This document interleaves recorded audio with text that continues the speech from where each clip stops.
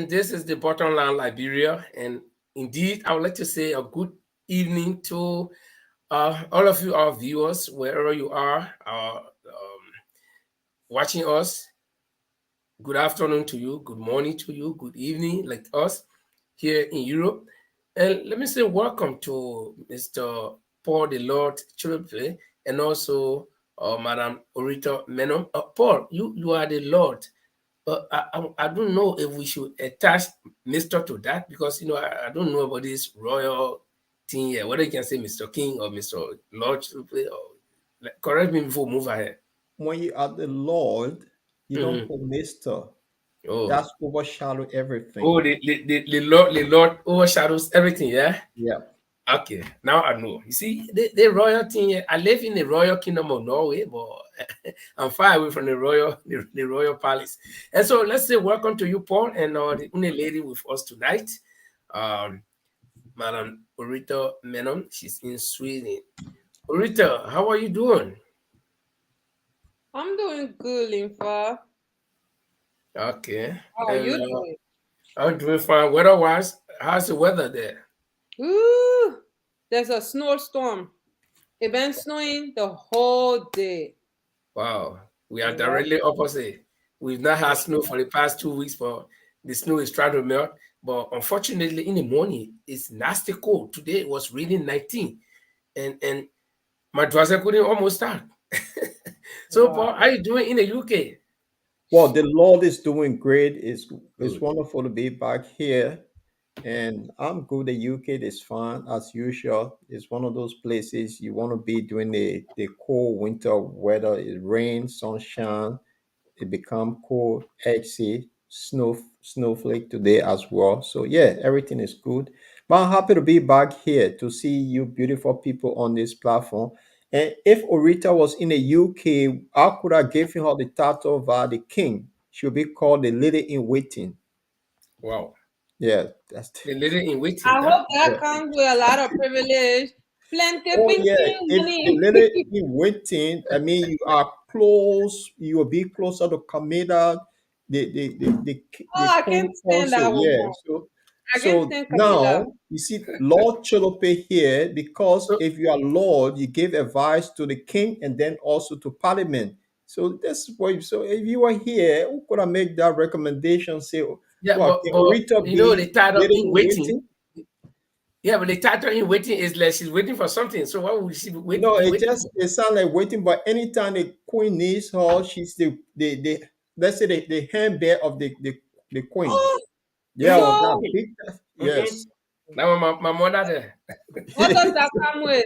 What is the monthly salary? I don't want privilege. I don't want title. You'll be on like 100 grand, or what are you talking about? This is the royal kingdom of the United Kingdom here. See, this is where the money flows. This is the financial capital of the world. See, now you're saying something that sounds very, very good. Very encouraging, yeah. Very. Because me and Camilla, I don't know, I can't stand that woman. After what she did to Diana. No, you can't be talking to my queen like that, please. Hey. Yeah. I'm sorry, Lord Chilope. This is freedom of. This is a democracy we enjoy, where you say what's on your mind. So, but guys, we'll be going to a very beautiful music that will help us to share the show while we're waiting. Sharing the show, you that are joining us, please help us to share the show. Or let me say, I'm happy to be back here today because last Friday I was really, really sick. I lost my voice, and so I'm happy and thankful to God that at least I can talk a little bit.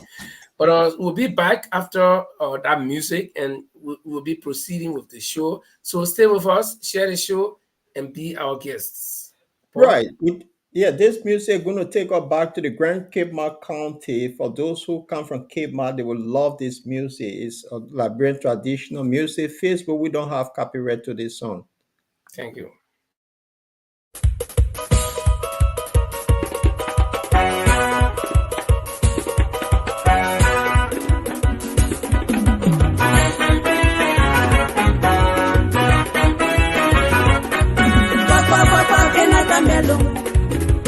Papa kenata melo, mwako muma. Mwako mumakema abenuna. Mwako mumakema abenuna. Na mwanu waje bono tusame muwe. Na mwanu waje bono tusame muwe. Una memuwe je bono memuwe. Una memuwe je bono memuwe. Ah je bono. Ah je bono. Memuwe je bono. Metusana je bono. Metusana je bono. Metusana je bono. Metusana je bono. Ya kaima wala te lai diamana. Ya kaima wala te lai diamana. Ibentona je bono ibentona. Ibentona je bono ibentona. Je bono. Metusana we. Metusana. Metusana we. Metusana.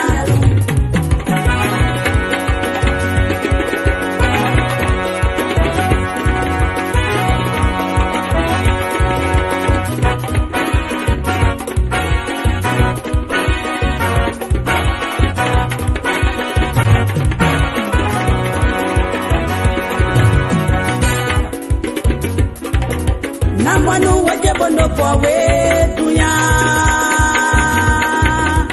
Late mayi waje bono. Late mayi waje bono. Late mayi waje bono.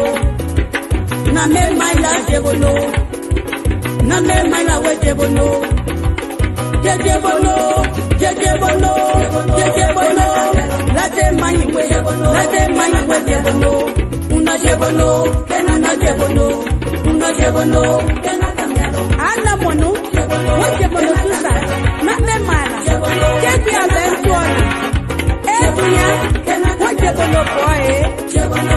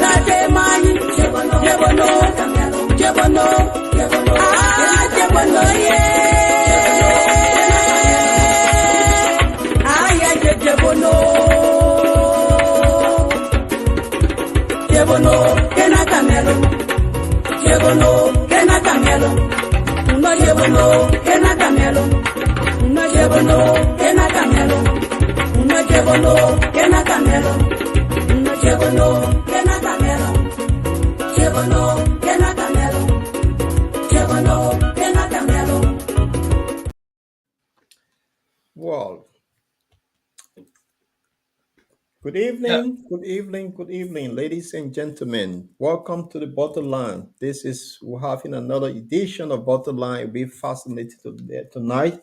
I can see beautiful Orita in Sweden, and my good friend, my brother Linford Gwen is in Norway. Guys, today is the Bottom Line. What on your mind? Please introduce and welcome our viewers. Well, what's on my mind? What's on my mind is the elections are looming. We're in March. It goes so fast. I mean, we were in January and we said, okay, that was like 10 months away. Then it came February. We said, oh, yeah, 9 months. Now we're in March. So the time is going and going. But the thing on my mind I'm thinking about is, are we really making progress when it comes to these elections? Or are we satisfied as a people, or as the would-be voters, or people who expect to go to the polls to elect our leaders? Are we satisfied with how the process is going? And are our political leaders satisfied as well? So those are just some of the things on my mind that, as we progress to the elections, that we should be looking at and probably thinking about addressing.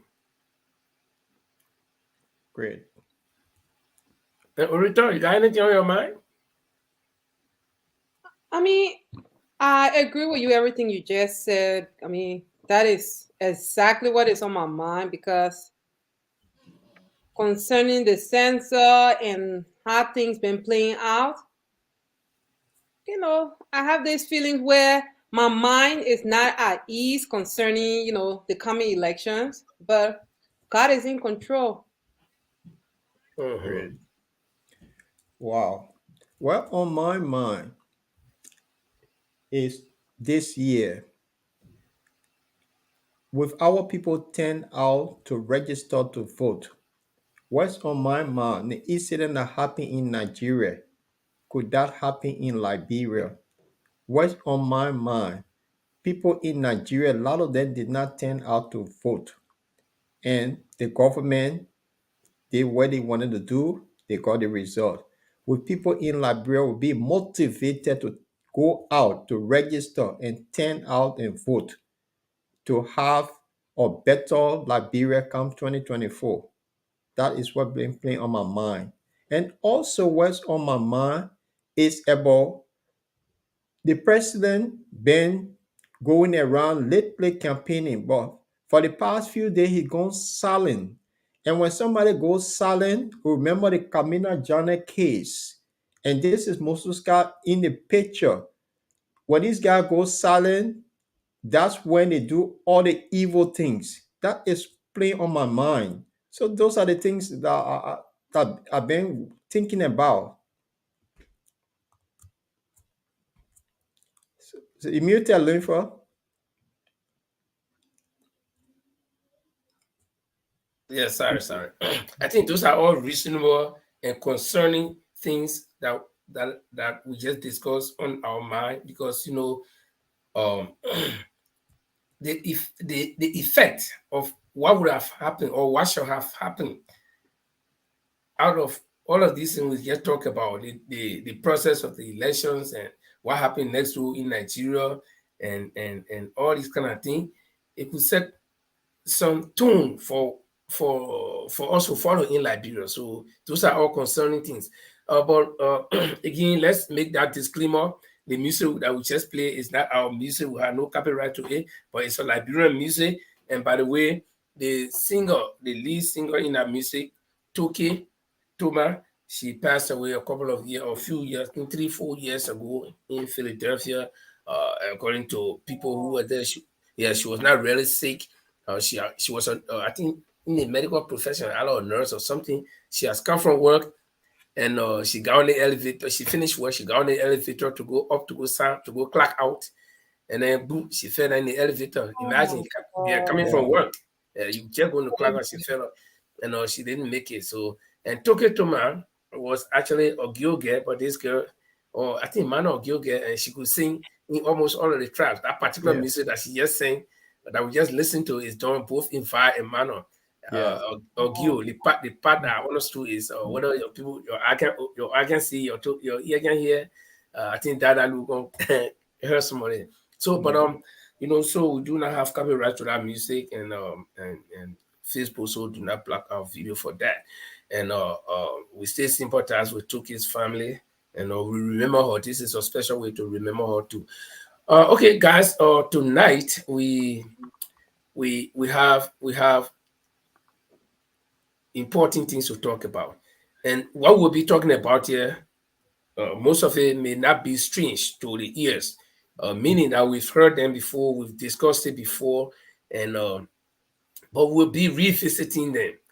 And the main thing we'll be talking about tonight is the unfortunate incident that took place at the home of former Chief Justice Councillor Musu Gloria Scott. And remember, she was also former Elections Commission chairperson during the Taylor regime. I still remember that. I think 1997 elections. I still remember that. Okay. So this thing happened, and it's moving to 23 weeks now, 2-3 weeks, and we have not seen anybody arrested, and we have not seen anybody arrested, but rather Councillor Scott is being blamed in some corners. Some people are pointing accusing fingers at her. Mainly folks from the government arena, because I follow Facebook and I listen to most of what I hear. They're from people within the government or government supporters who are saying this lady could be responsible for what happened. And so it's been delayed. People were called in for questioning and they let them go.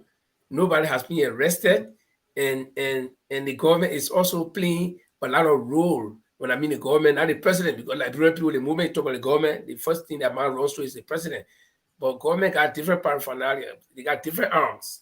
Okay, like the Monrovia City Corporation, the city mayor has been playing some roles and all the kind of things. Those are some of it we'll be discussing. And then of course, the standard bearer of the ANC as election campaign time is coming nearer. He's been making some moves. And let me give this one to Mr. Cummings.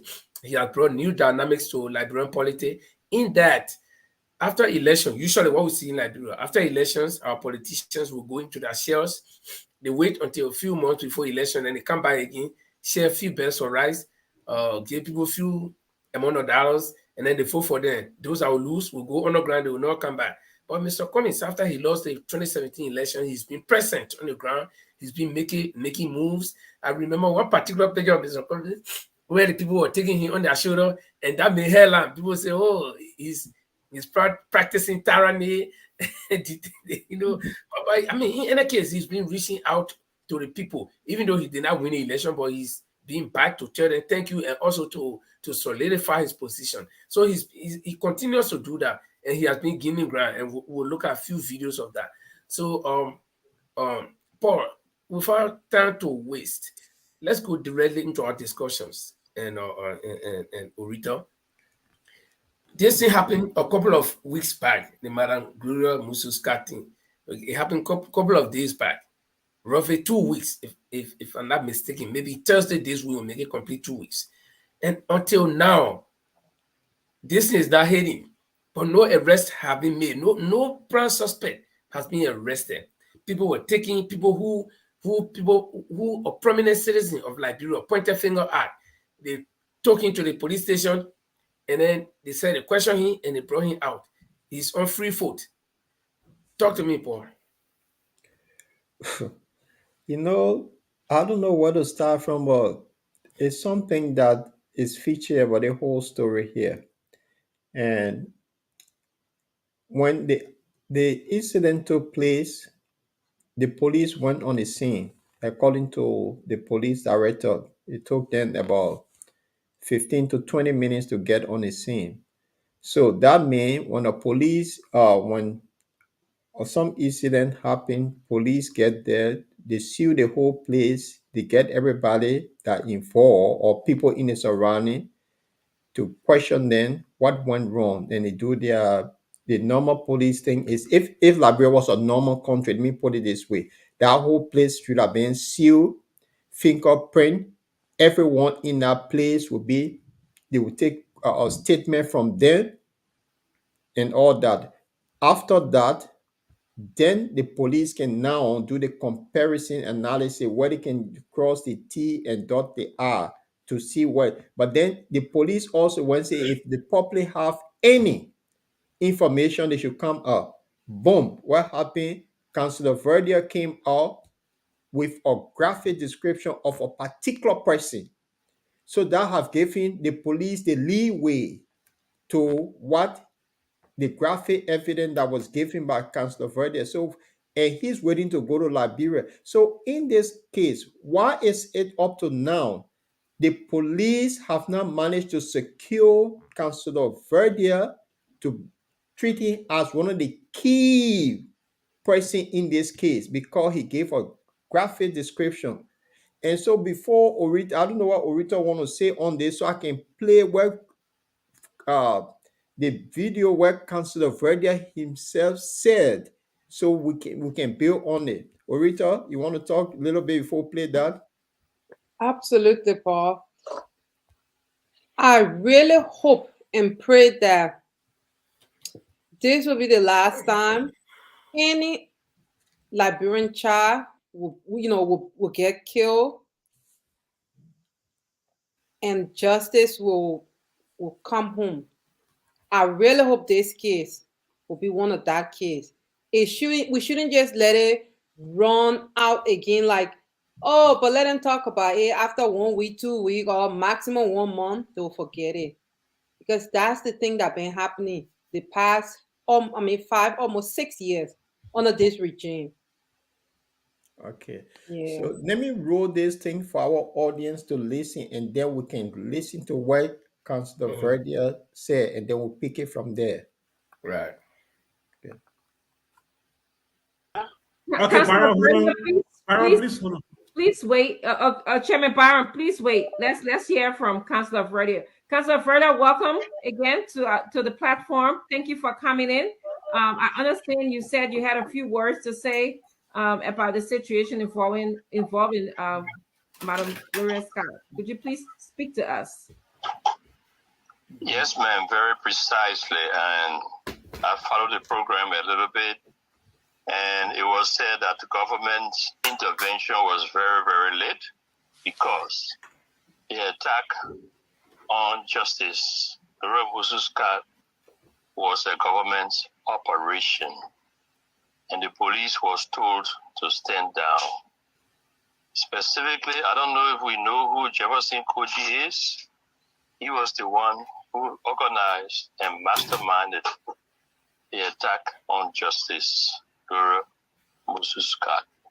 At the moment, we are trying to find out the purpose or the objective. It is not very clear yet. It will be personal or political because of her current political role. But the guy who entered the house is one Valley Taylor. Valley Taylor. He lives in the Brewerville area.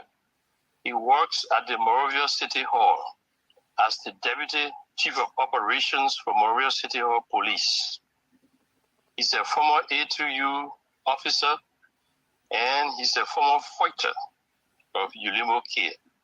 He did a lot of killing in Sino County. He's a very dangerous killer. He entered there and carried out the operation. When he entered the house, he had nothing on his feet, and he had no top, no shirt, no dress, no nothing. And he entered with short pants. The intention was to sodomize, that was the plan, to sodomize the justice. When he got in, the reaction of the child who tried to prevent him, the children who tried to prevent him from entering her private premises, he killed one and wounded the other. And when he got in as far as the justice, she had a pepper spray. And that was her last defense. She sprayed him a lot. And so his plans was aborted. He didn't succeed in doing what he wanted to do. The children got injured, and I think she was touched a little bit. But Jefferson Koji is the one who ordered that hit on Justice Ura Musu Scott.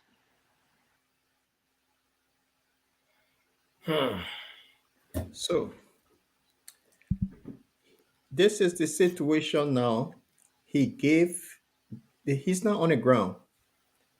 And that sort of information, where did that information come from to read Councillor Verdier? It wouldn't have come from the woman who is the victim. He said the government, Jefferson Kochi, the police have to stand by. And he gave description how the person entered in short trousers, no shirt. That sort of information, if I'm going to attack you, only people that know me, that have that plan, will be able to say it. So he gave a description that he called names. So up to now, if somebody gave you those sort of details, why is it taking the police? How much will it cost for a ticket for this guy to go to Liberia to provide evidence on what he have said? They can provide his security. They can guarantee his security by telling the Americans or go to the American involved that you come to Liberia, your safety is guaranteed. To get this off the way. Now, it was the next day when he came up after the incident happened. It was the very next day. So that next day, why is it that the Jefferson Kochi, the Valley Taylor, wherever, were now brought to the police station to be questioned? These people have press conference 6 days after. So is that the government doing? Think on this, because the government are asking for leeway, and some person can give the government that leeway. So why is it up to now that the case just going like that? Now it has been framed the other way, that Justice Scott now, she have some sort of backhand in it. So from you guys, you're listening to the video, to the voice of Jerome Verdier. What would be your view on this? Maybe Orita, you can go then Linford. Yeah. I mean, he really gave a descriptive, and of what had happened, during that time. And I really wish and hope that the CDC government will say, okay, Jerome, with some assistance in form of safety, measurement from the international community, together with the CDC government, we will provide everything you need. Come to Liberia, because I think that will be the only way the CDC government will show their innocence into this whole thing. Because like you said, and from what we heard, he explained things in a way where it's kind of hard to say, oh, the government is not in it. Honestly. So we really, really need to follow up on this, and shouldn't just sweep it under the rug like every other murders that that have occurred in the past. Yeah, because there's been so many deaths in Liberia, so many. So if one have to come out for them to conclude this thing, for the death to stop in Liberia, people die natural death, but just kill people innocently, this is so wrong. And Jerome Verdier, that kind of description, but he gave a description like that. If he accused the government, now that he accused the government, and he said, if you're giving TK, if I'm safe, I will come Liberia and provide the evidence. I will jump on it to exonerate myself from this. So Linford, I don't know what you think. You listen to what Verdier said, and then after you talk, we'll play Councillor Scott Uno interview too, and what have happened. Okay, as I said, after listening to the video, it's a lot of questions. So a lot of questions that need to be started with in the first place. Because the reasons why the police is dragging its feet, somebody would say it's difficult to start asking questions, but as just as an ordinary person like me, based on my knowledge in investigative journalism, I could have started asking a lot of questions even before the police can start. Number one, the way the thing happened. There were people. According to the bystanders, they were screaming, they were calling the police. It took a long time to come. So it means that people were there. So those are the first people when the police arrived. Those are the first people the police should have contacted. Okay. And to take anybody into not custody per se, but to have the first person to get the main clues from Madam Scar herself, since she was not wounded in the incident, she should have been in the hands of the police, not necessarily under detention, to be questioned. To start with, did you see this person? Do you have a vivid picture of this person? Okay, they didn't do it. And I know they didn't. They came they wounded few people and one person died. 2 people and 1 person died. So there were other residents in the house. Okay, now then on the other side, if Justice Scott actually sprayed this guy eye, how did this guy leave without anybody apprehending? Because when you spray somebody eye, they can see easily. Okay, there were a lot of questions that the police should have started with. You see, but the way the police handled the whole thing, it was fishy. According to them, after the woman has reported the incidents a few days back, they said the increased police presence in the area. So it means that police could have been visible everywhere, especially in that particular vicinity, because the lady didn't say the police is, or the criminals are harassing the whole of Broadway. She said Mahum. So if the police was increasing presence, well, you think the concentration would be, whether if they had 20 men deployed, at least 5 of those 20 men would have been at her house, because that was the area that was under danger. But they didn't do it. According to bystanders, when they called them, it took over 20 minutes to come. So when Councillor Verdier alleges that the government told the police to stand back, somebody could try to believe it. Because if the police itself said that they have increased presence in the area, why it took them all that long? Okay? They didn't come from, they were not supposed to be coming from the police station to come there. They were there already, according to them. Okay, that's the first thing. Then the second thing here is Councillor Verdier, in his accusation, if you listen to that Spoon, by the way, what we just played is not our original work, is the work of Spoon TV, so Spoon takes the credit. Now, so if you follow that interview further on Spoon Show, Councillor Verdier said because of security, but if they would guarantee his security, he didn't even ask for ticket. He said he will come to Liberia. He's not asking for ticket or permit ticket. All he wants is security. So like you rightly said, Paul, if I was Jefferson Kweji, because he was mentioned, so he should have said, okay, to clear my name, let me, through my power as an official of government, let me prevail on the government to talk to the American government. Since this Jerome Verdier is in America, I guess he got some American linkage. Let him come through the American embassy and let the American embassies assign people to him, and we can guarantee his security. Let him provide the evidence, because Jerome said he got evidence. He said they are putting evidence together that they are even sent to some international partners. Okay, so he didn't say I'm saying this. He said we got evidence.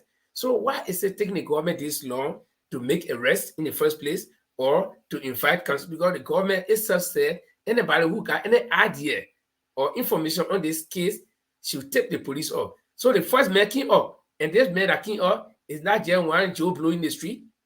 This is a man that headed the Truth and Reconciliation Commission of Liberia.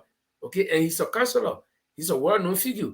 Okay, so he came out. He voluntarily came out.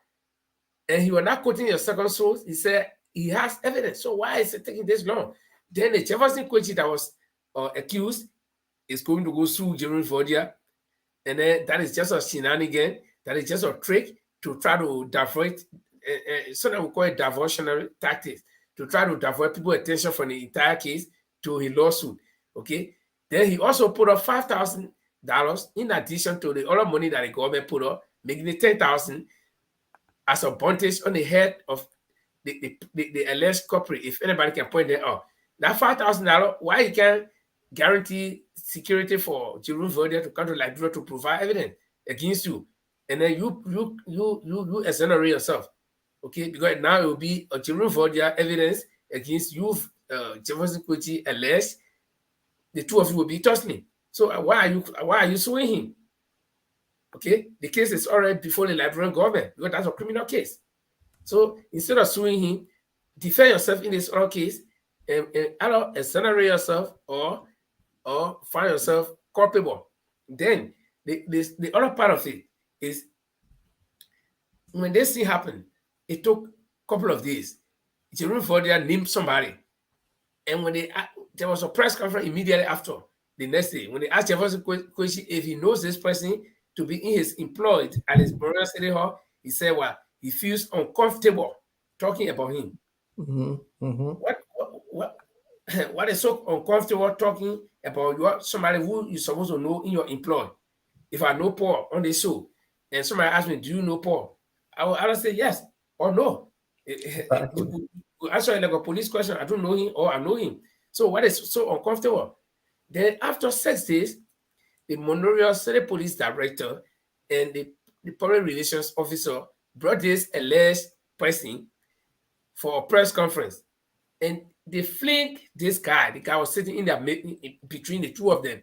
And every time the guy was asked questions, they would either intervene or they would try to dictate to the guy. And that spelled guilt on their faces. Everybody to see. Any rational person. I mean, we don't have to be King 6, people who read body language, King 6. We don't have to be King 6 to see what's going on. So the government has been playing some role in this whole thing here.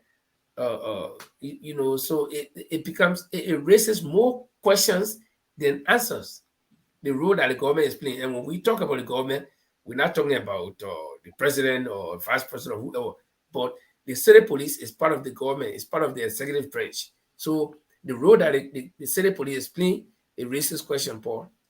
Right. So let Orita chime in here, and then we can go to Councillor Scott on the interview too, and then we can do our comparison analysis. Orita? Yes, Paul. I mean, like I said earlier, the only thing that is remaining is a full investigation to find the culprits and put them behind bar, because like even you said in Linfa, and Verdier he is offering, in a way, he's telling the Liberian government or the Liberian police that I can help you, I want to help you, I want to contribute so this case can be solved. And I think that's an offer that the Liberian National Police should just like embrace it and do the needful thing, try to get Verdier on ground and start the investigation so they can find the killer or the killers. Wow. So before we go further, I will play Councillor Scott interview too, that this case now is tending to be ugly. Instead of what have happened, it's turning the other way. Finger have been pointed at her. So you guys, please listen to this one too. Former Chief Justice, Madam Musu Scott, our sympathies again. We want to just conduct interview with you quickly. Madam, you've been here for hours. Would you tell us what were some of those questions the police posed to you in terms of your knowledge on what happened? Well, I'd just like to, before I get to that, I'd just like to speak to my interaction with the police since this situation happened. Okay. Many persons don't know the night of this situation. After this girl was declared dead at the Redemption Hospital, I went straight to the home of the Minister of Justice. Because at that time he assigned two police officers to take me home. And the next day, in the days, I can't remember the names of people who came to me, but I had encounters with the police officer. Later on, I was made to understand, because right now where I am, it seems like an unending nightmare. And they came and talked to me, and they left. The following day, another group of police officers came to me and talked to me. On Friday, after the week of the incident, the Minister of Justice and some of the investigators came to me and interacted with me. The following week, they wanted to at that time, nobody had told me that they wanted to interview other members of my household. The following week, taking into consideration what was happening, and I informed them that at that point I needed lawyers because I had been in a state of dazed. I was dazed about what had happened, and I'm still in. And when I started listening to what was out there in the media, clearly I said, this is time now. I'm beginning to simmer down to have other professionals around me, because we learn this council. So that's what I asked. That's what I asked for. So all that has been in the media, both print, electronic, local and international, that I refused to cooperate with the police. This is why I'm speaking to you. From my experience and my training as a lawyer, when investigations are being conducted, the investigating institution is allowed to proceed with its work. And even if the institution is giving an update to the population, there are ways they speak to secure the investigation, the integrity of the investigation. But the whole narrative that has been out there, that the Councillor Scott has refused. This is why I'm speaking to you, because it's from my training, because this is so critical. From my training, this investigation should be handled professionally. You heard it. Orita, Yes. you listen to You see, Councillor, whole view, whole thing. The narrative out there that she refused to speak to the police, and being a councillor, former chief justice, a lawyer, she said no. You heard it. So why you make of this? And they fucking come in. I'm kind of like, okay, I don't want to use the word shock, but what was circulating, in the media, that she refused, because I myself, I sat, I think some days or last week, I'm like, why is she refusing to give statement? Because she was there, she was at the scene. So why is she refusing to, to give information that can lead the police to the killers? But hearing her now saying that she never refused and she's not refusing, it feels good, because if it's sounding that she want to cooperate. And I do understand when something like that happens, she's still in a state of shock where, give her some time. And after that, I think she will do the needful thing and give the police what they need to start, a thorough investigation and find the person or those who did it. So it was good that I, hear this from. I've never seen this interview. Yeah,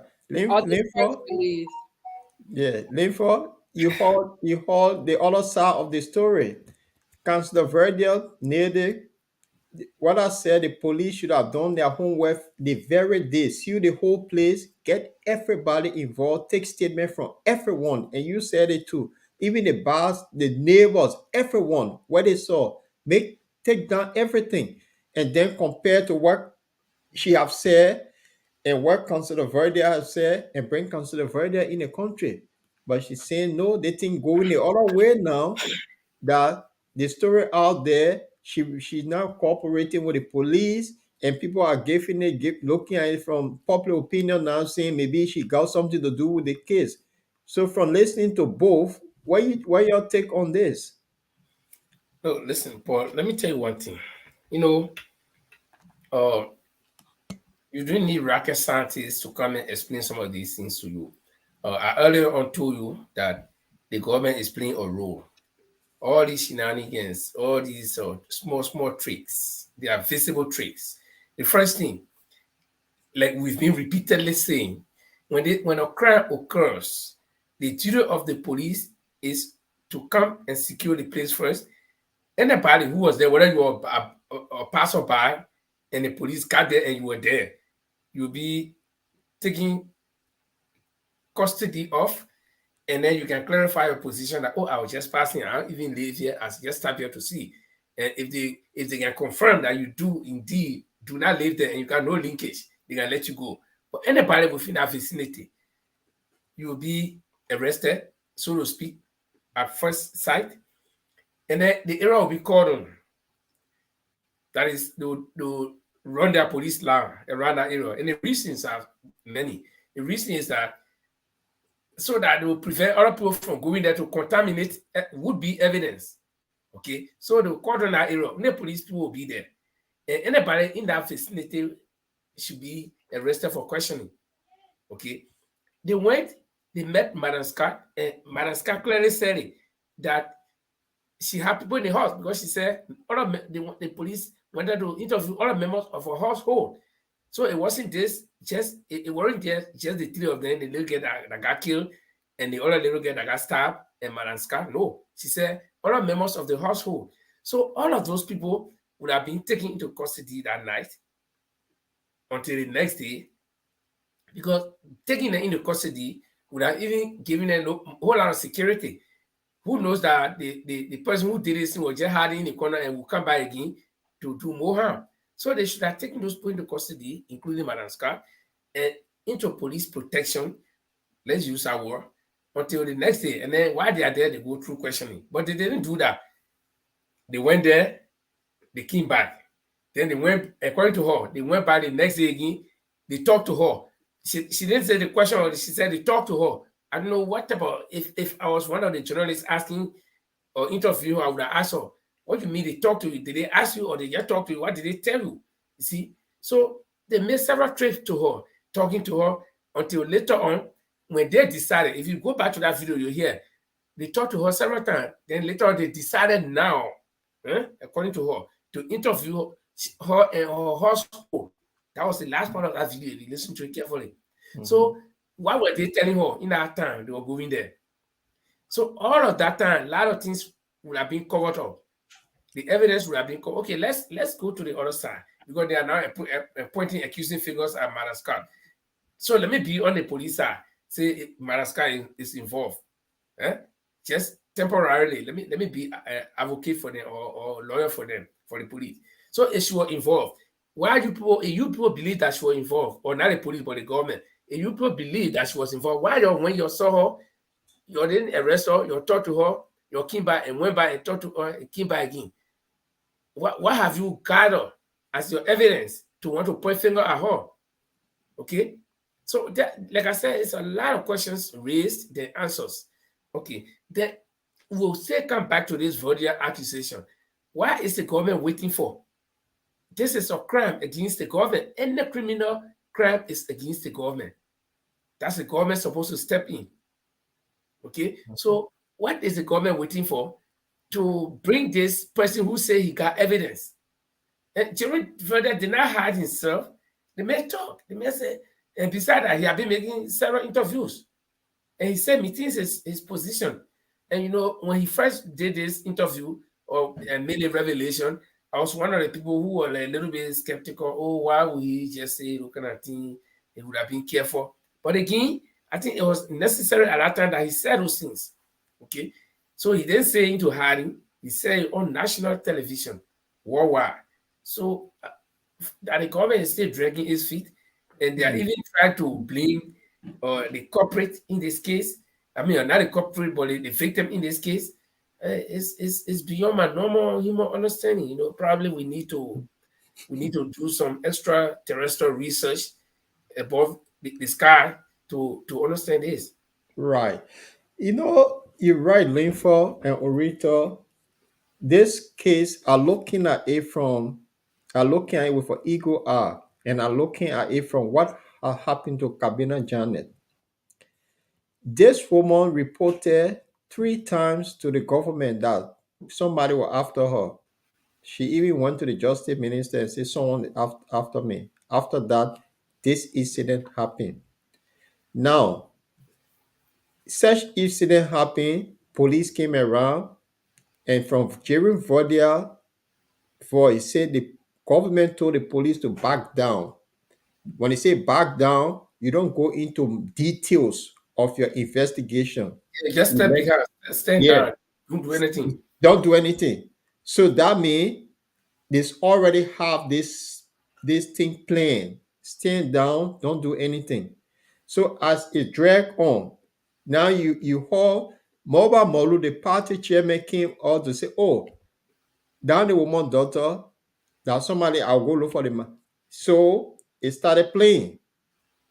When that started playing, they probably have the opinion now on it. And who started running with this opinion that the woman don't want to cooperate with the police, the CDC camp? They started running with this. Now, the whole story have now changed from her being a victim now. She can be the accused person. If any incident happen in anyone's house, the accused, the how they call it, everyone in that house will be on the police watch list. They will be accused until they one by one they will do a checklist and get them out from their facts finding.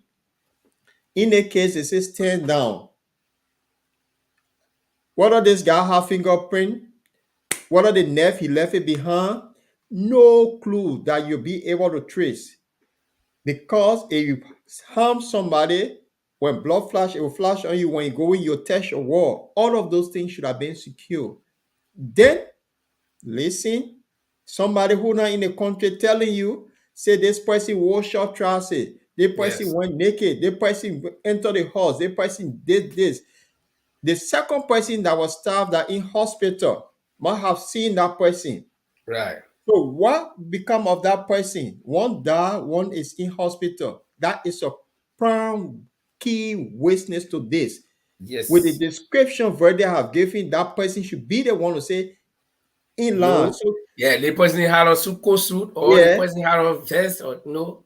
Yeah, to disclaim what Verdier said that because that person saw the person that stabbed her with a knife, and she's in hospital. So all of the when they say stand down, don't do anything, don't. So we started going after her, and that's why she's saying no. They case now, I gotta get professional people involved. Kabina Janet thing started. All the politicians in Liberia talk about it, say this is political witch hunt. The government didn't listen until what they impeach him. If Gloria Scott don't put her team together, they don't stand firm, they will turn a case on her from my view, and she'll be sent to jail because nobody know why people are after her and why is it her daughter being killed. The whole story going the other way around. Yeah, but let me finish that. Names have been called. I just see, in my opinion, if she not put strong team together, she might be caught in this. Another thing is, if somebody called or name say Linford committed act, why would it take the police 6-7 days to call you to the station? The very day they should have gone to Jefferson Kochi house and the other guy house that would need you at the station for questioning. They didn't do it. These people had press conference. They decided before the police decided when the senator put pressure on the police director. So that's what I'm saying. If she's not careful, from my own opinion, I look at from other point. If she's not careful, what happened to Kabina Janet? It could follow her. Flow, Linford, then Orita. The other day I said on this program that Madam Scott is not just one little Joe Blow down there. Trust me. She may not be Chief Justice now, but I know in the West African region or in the Monroe Union region, she's well known, and there are people who know her. And our international partners are right there. The Americans are there, the French, the Germans, and all these people, the UN, and all these people are right there. And you know, last time again on the same program, I said that you can, the camel is very strong. The camel can carry a lot of load. The camel can go a long distance without drinking. That's why the Arabs use it in the desert. Okay, it's very strong. But if you overload a camel until you put that last little straw on the bike, it can break the bike and it cannot go. That's why when you hear people say this is a straw that broke the back of the camel. Okay, so this could just be the last checkpoint for all these things that have been happening. Trust me. No, let me tell you. 99 days for rogue, 1 day for the master. This case, I'm sure Councillor Scott will not sit down and see yourself going to jail when the blood of her family got spilled on her premises in her house. Even if it will cause her to die, she will die. But I'm sure, unless, but I don't want to believe that she will just sit down and offer herself on silver platter and say, okay, you can't take me to jail. No, I don't think so. I know there are other goodwill organizations, goodwill people out there that will not allow these things to happen. Because listen, we've been going through this thing for long as a nation. Unaccounted for deaths. And not just some poor people, while the poor people won't go unchecked, there have been high profile deaths. And we have been letting it go. So I don't think, if this one will go unchecked, then the thing that they're dealing with is strong. Trust me. Let me tell you. Yeah. Wow. Flo, the thing they're dealing with is strong. It's strong, yeah. So I think, to just say that, okay, they will turn the table around and say, Madagascar is responsible and they'll care to get. Yeah, I mean, they will not pass a verdict like that. They will not just say, okay, you are guilty. They got to judge. They got to prove. They too have to provide evidence that she was involved. You see? My man, in a Liberia, Court Orita always say that. But this what kind of justice in a Liberia? This woman, when they were getting rid of Kamina Jere, when they were getting rid of Kamina Jere, anyhow, he had all the best lawyer on his side. No, and the Kabila China case. No, let me tell you one thing. There are cases in cases.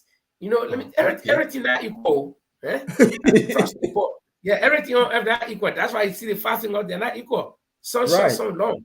Yeah. Okay. I pray for her, and she ain't care for these guys that we're dealing with. The way the thing going down, they keep telling the thing. But you gotta provide evidence there. They'll provide evidence.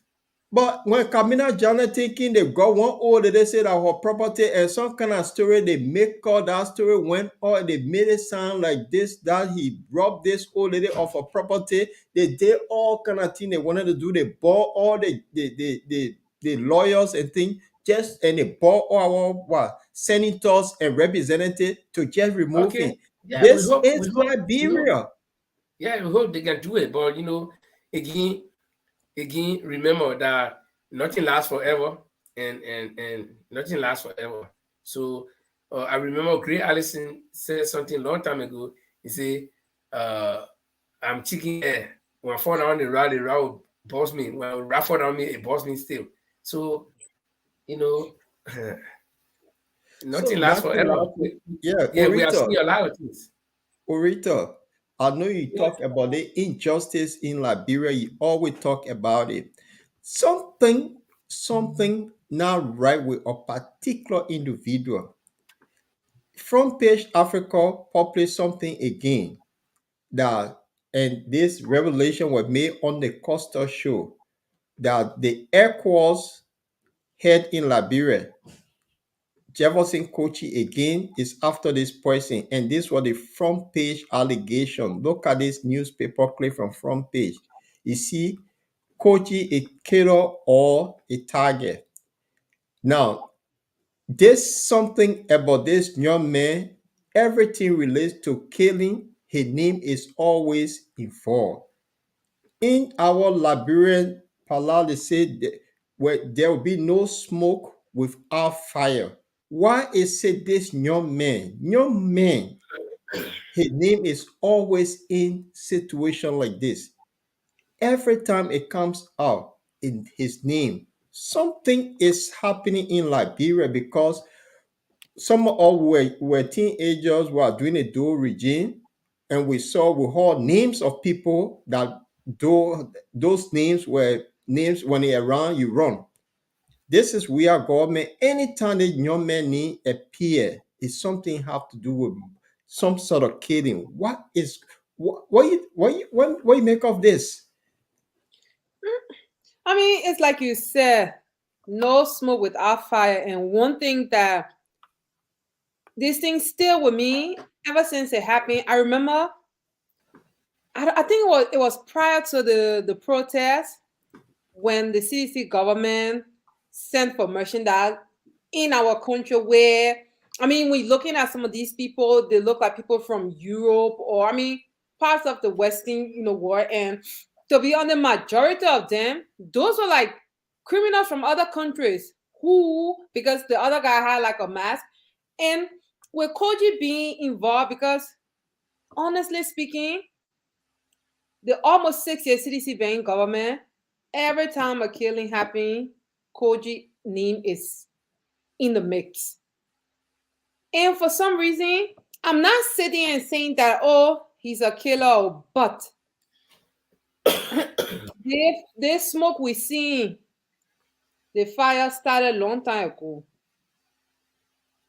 Because how can one person need just be connected, involved in, majority of the killings?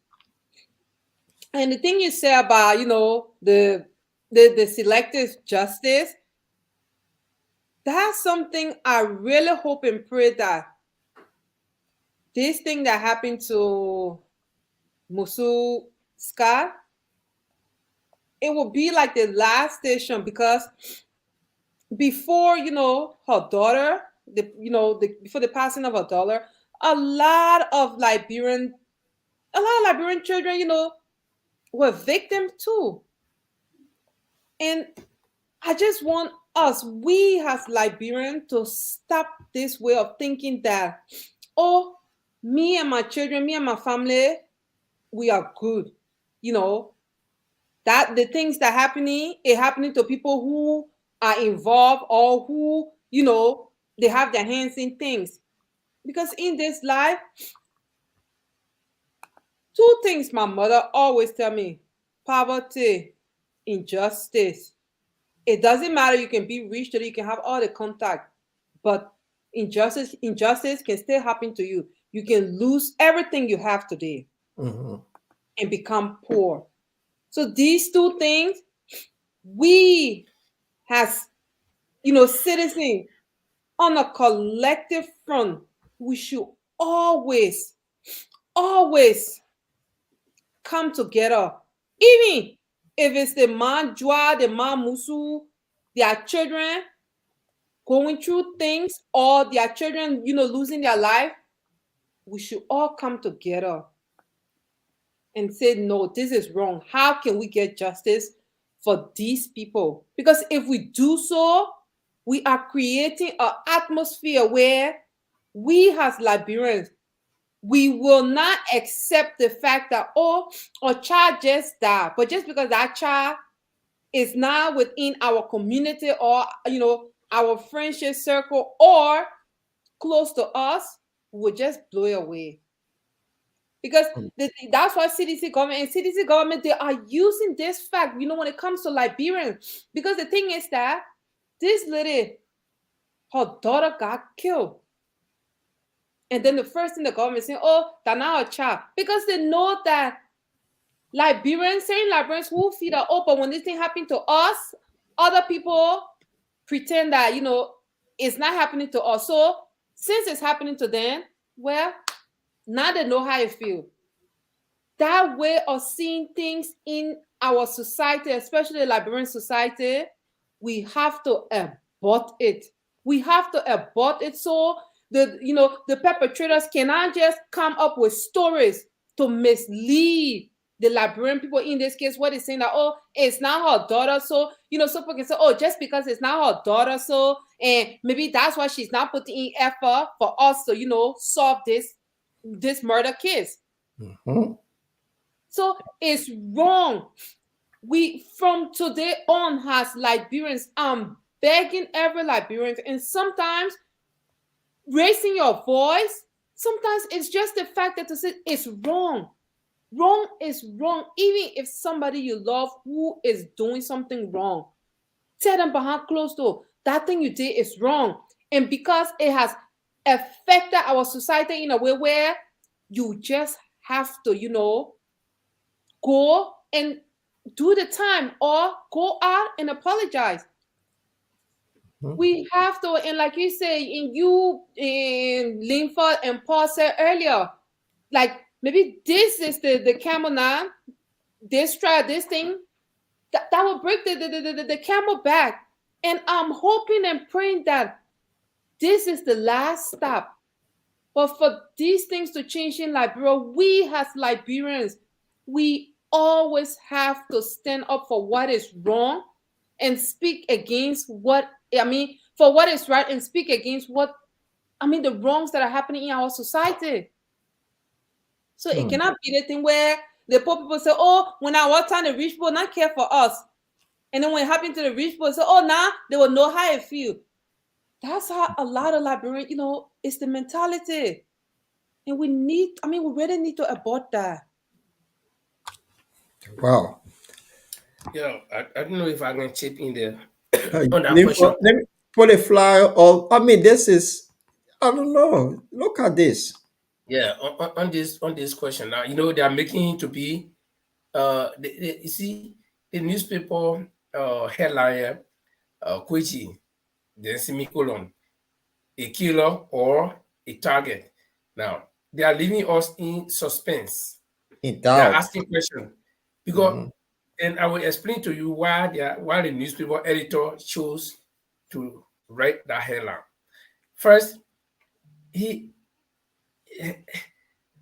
as a reporter and probably just desk editor, what comes to my mind is, okay, Kwechi has been, if I was posting putting that headline, two things will come to my mind.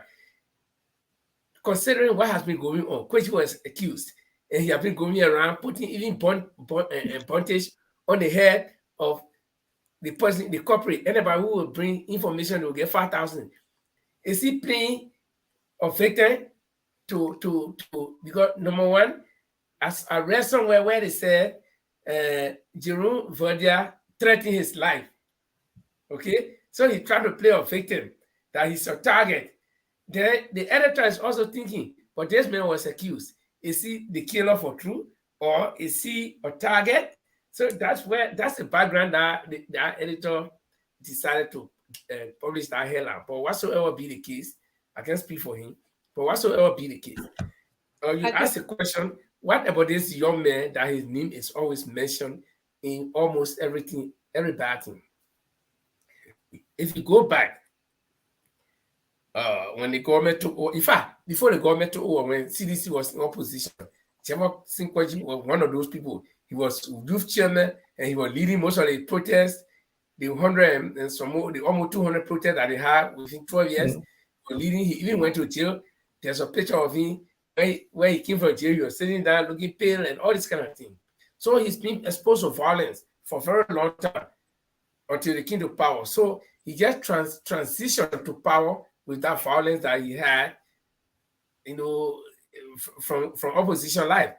So there's also a picture of him in khaki suit, marching gallantly with his men, and he has something like a pistol. The government people will say that it was a Photoshop, that somebody placed the pistol in his hand. But his picture was there moving with men in khaki in the street. So that would not be a Photoshop. So if somebody placed pistol in your hand, yes. If he was sitting at his office as a mayor, nobody will put a pistol on his desk. If you were in your office and somebody put pistol on the desk and photo shoot it, they will say, okay, yeah, they want it wrong. But the mayor in the street, both. Okay, those are some of the things that people look at when they, let me tell you, every regime got their own people. The regime of Joe, we had the Falavani, we had the Harrison Penner, and all these people. This is Harrison Penner who flogged a doctor at JFK is going across in front of a car. Okay? Yeah. This is Falavani who will go and beat people and be a mother-in-law and all these people. Okay? Then in the Taylor regime, they had the kind of people then there. So you see, every regime has its own people. We ask regime, the Kweji is the me man.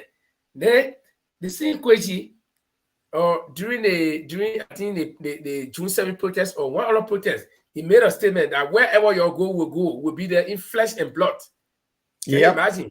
Okay, so men who have been making these kind of statements, even if people frame something on him, yeah, the tendency is that people will tend to believe it. Because like you said, where smoke is, there must be some kind of little spark, even if not a big fire, but there must be some little spark. If you come out as a government official and promise that I have my men, wherever you go will be there in flesh and blood. Yep. At you. So what if they found their body, gathering where all of opposition people were and your people were there and they found their body? Come example, what happened?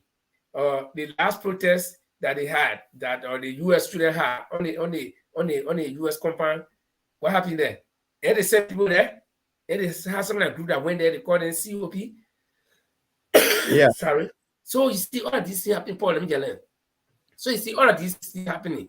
So it is very easy, even for a child, a small baby, to understand that the name Kweji will be synonymous to violence because of his utterances. I mean, there are all of young people in the government. There are all of young people in the government. Why they can't associate them with all of these things? Besides one man, Kweji. And let me tell you, we are in a technology age. Nothing can hide. And never trust people. One man's secret is secret. But where you have 2-3 people involved, there was a movie that was in like a long time ago called Three is a Crowd. Yeah. So the moment you have 2-3 people, it's no more secret. So it could be the very people who Kweji was said were playing this thing that will take a phone and call and text. You can't trust anybody. We've heard video. I mean, video. Or we've seen video all over the place. We've heard leaked audios all over the place. Send this comment to all. So why these people can't learn? Continue, Paul. Well, we have a caller here, and the caller want to give their opinion. Caller, what's your name? Where are you calling from? Hi, this is Doreen Nelson Elvik. I'm calling from Norway. Okay. Can you hear me? We can hear you. Can you guys hear her? Right. Yes. Yeah, they hear you. Yeah. Okay. I guess you guys have already gone over the topic of the interview with Justice Scott. I just want to say something. This is what's wrong with Liberians. Even people who supposed to do the right thing and know to do the right thing but refuse to do the right thing. Justice Scott serves as Justice and Chief Justice of Liberia. She served as Justice Minister.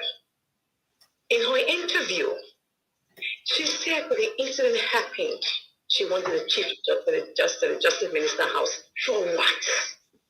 You see, the problem when people in power in Liberia always compromise themselves. Why would she go to the Chief Justice Minister house? For what? She knows the right thing. Why she didn't do the right thing? That's why now they are entangling her. Right. Where in the world have you seen anybody? There's a problem at your house. Someone came to attack you. Your child got killed, or your niece got killed, who is your brother's daughter that you adopted, got killed. And then you end up at the Justice Minister house. For what? So until people in Liberia will stop compromising themselves, they won't be finding these things. Yeah. They will turn it around on her. That's what happened to Mr. Cummings is a living witness. They will turn it around on her. Because she ought to compromise herself. That's what I wanted to say. Thank you so much for your contribution. Thank you. Well, you heard another view. And that's what I'm saying. She have to pray. She have to pray and get a strong team. From the popular opinion, it's just my thought. We have to pray for her. Because the police are being stand down. I agree, Paul, but you see, I still have to look at it from the other end. That even if the people want to convict her, yeah, they got to produce evidence too. That's right. That's real with you on that. Yeah. Uh-huh. And that evidence will not just be on bare-faced evidence, like because the girl was stopping your horse. So how do they know whether it was her or not? They got to establish evidence.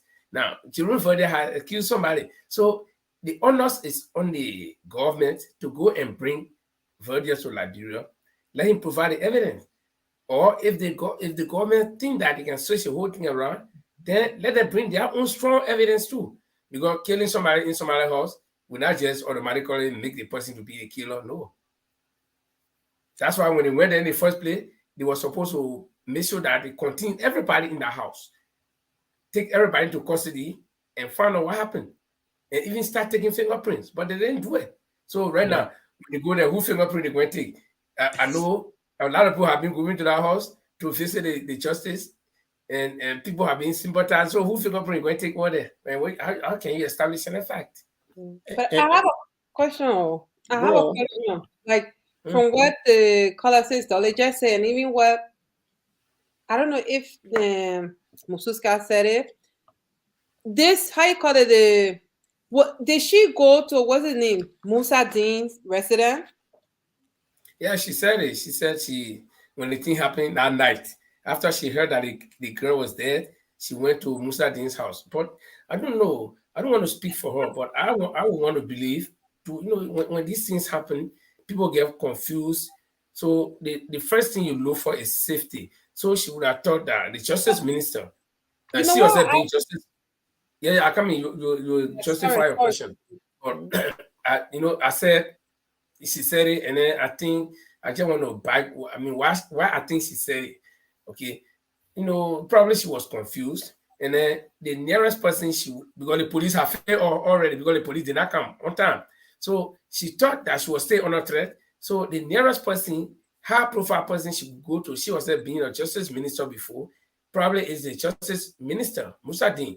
And the justice minister could intervene by saying, okay, look, take your phone and call. I'm just thinking, not what she was thinking, but people get confused. You look for the nearest safety, So probably that's why she went there. But I think what the caller said make a lot of sense. Why should people be going to these people's houses when is he in a CDC government?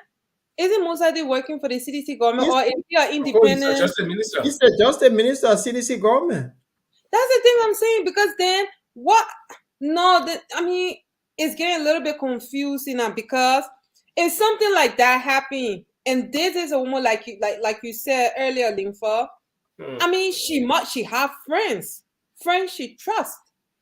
Why go to somebody who is active within the government that refused to give you protection the 2 times? People came to your house, because I remember she was on, I think it was OK FM. She went there. It was okay. 2 times, I think robbers came to her house, and she contacted the police. Nothing happened. And this 3rd time now resulted in, her daughter being killed. But then why? Yeah, when she contacted the police, why were Musa Dean? She also contacted the justice minister, according to her. When she contacted the police, I don't understand, because the way it's sounding now. Because okay, I don't want to bring in the party thing, because a child was killed, but this is the thing I'm talking about now. The selected justice thing. So somebody is there. This person, Musa Dean, who he in such position to protect her, and he should have done it, when people came to her house the first 2 times, and she reported it to the police. So I don't understand. Yeah, but let's look at it from the point where you guys have to explain it to me, because now I'm a bit confused. But this confusion, I understand when something like that happened, and I'm guessing they are acquaintance. So of course you will go to an acquaintance, but at the same time, this is a woman who she have a lot of friends, like other people she trusts. Why go to Musa Dean? Yeah, but because she got friends. Let's say, and one of her friends, Paul is one of her friends. But what power do they have? So she goes to the other friend who she believes can provide that security for her, or can intervene for things to happen. I'm not speaking for her, but Because if anything like that happens in my case, okay, yes, I will go to friends, but then I will start to be weigh what those friends of mine can do in my situation at that particular time. Okay, yeah. if I'm broke and I know I need quick money and I know this friend got some money, keep me and go and say, "Mama, give me the money." But in the instance where in the instance where something is happening to me, money cannot solve it. Probably is my security. So I go to the nearest guy who I think can protect me. So I don't know, but let me ask you the question now. Let me ask you a question, like, because at two different occasions, people came to the house. Yeah. And she reported it to the police. And Musa Din was aware of it. Yeah, because she called him according to her. Yeah, so why didn't he go in and try to, protect her? If she feel like, okay, going to him after now a child is there, going to him for protection, why couldn't he, give her the protection she needed? Or maybe highlight, the situation.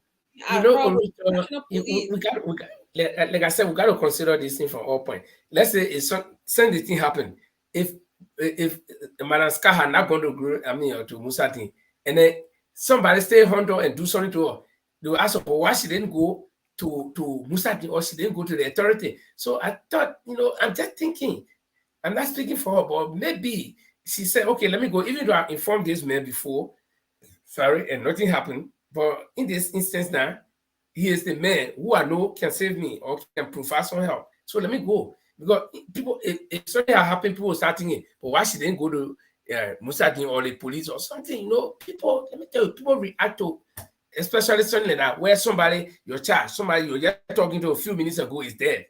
You get confused. You don't know what's going on. So Linford and Orito, you remember the first clip on Councillor Verdier? He said the government asked the police to stand down. And who is the person that tell the police to stand down? Isn't that the justice minister? The police director first, and then the command comes from the justice minister, who is their boss. See, stand down. And this woman gone to the same person who have order, according to Verdier, they must stand down to go. Yeah, but she doesn't know. She does not know. So she didn't know that the police are getting that kind of order.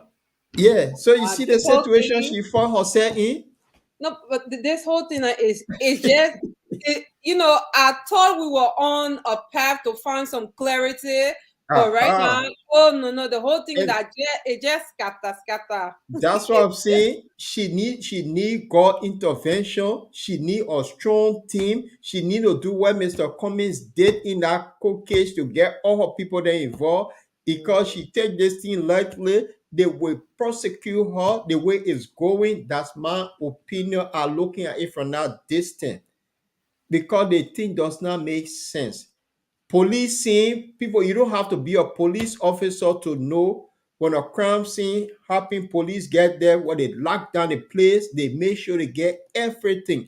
But in a case where they say police stand down, after 6 days before you bring in the accused murderer, and he go have press conference, then the whole thing turn around now become political, where party chairman go and say, oh, that was my own daughter. They start turning the thing the other way around. It's not looking good. It's not looking good. I think Jerome is coming on the thing to elevate us. So something just smelling rotten in the whole thing here. And I'm praying for that woman. The way things are going, that's like but Paul, you stand on your point, and I still stand on my point. In any case, they still have to bring strong evidence against her. Yes, I agree. I agree with your analysis and comparison with the cabinet Janet, where they brought one old lady to lie. I agree. But the old lady or the old man that they will bring to lie must be very strong to lie and to give convincing reason. Yeah, sorry for interrupting you, Linfa. I'm happy you brought that up. Like you said, because the Cabinet Janet case, they brought the old lady. But and you see, they started by saying that, oh, it's not her daughter, meaning that, oh, it's not her daughter, so she don't want to put in the effort for us to solve this case.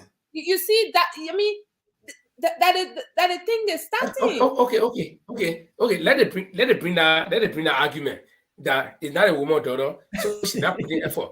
Or does she have to drag the police? What effort they want her to put? The police have seen a crime that happened, so let them go ahead and investigate. So what they want her to do? But they keep coming with a bunch of things saying that, oh, yeah, but that's what I'm saying. want to investigate. This should not be a fear factor here. This should not be a fear factor, or this should not be the convincing proof that the police or the government will have to try to convict her by saying, oh, it's not her daughter, so she's not making effort. Okay, yeah, it's not her daughter, she's not making effort. Let's say she didn't care for the girl that died. Okay, it's not her daughter, fine. But you, the government, this is one of the citizens that got stabbed, that got killed. What are you doing? Why can't you put effort? You want the woman, what you want the woman to do? Let's agree that she didn't care. So the government just messing up. They got no case. No, let me tell you one thing.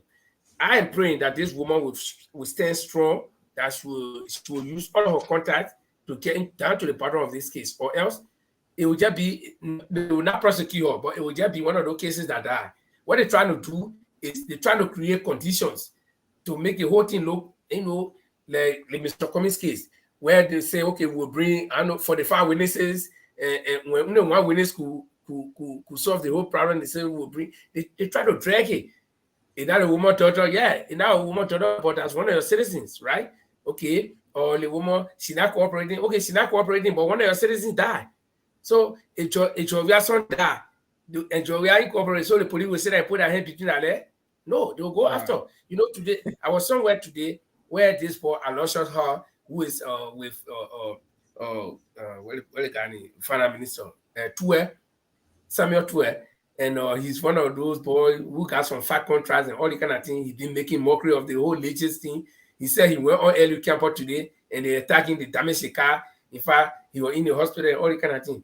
And then people were sympathizing with him, but some people were also hating him. So I posted there. I responded.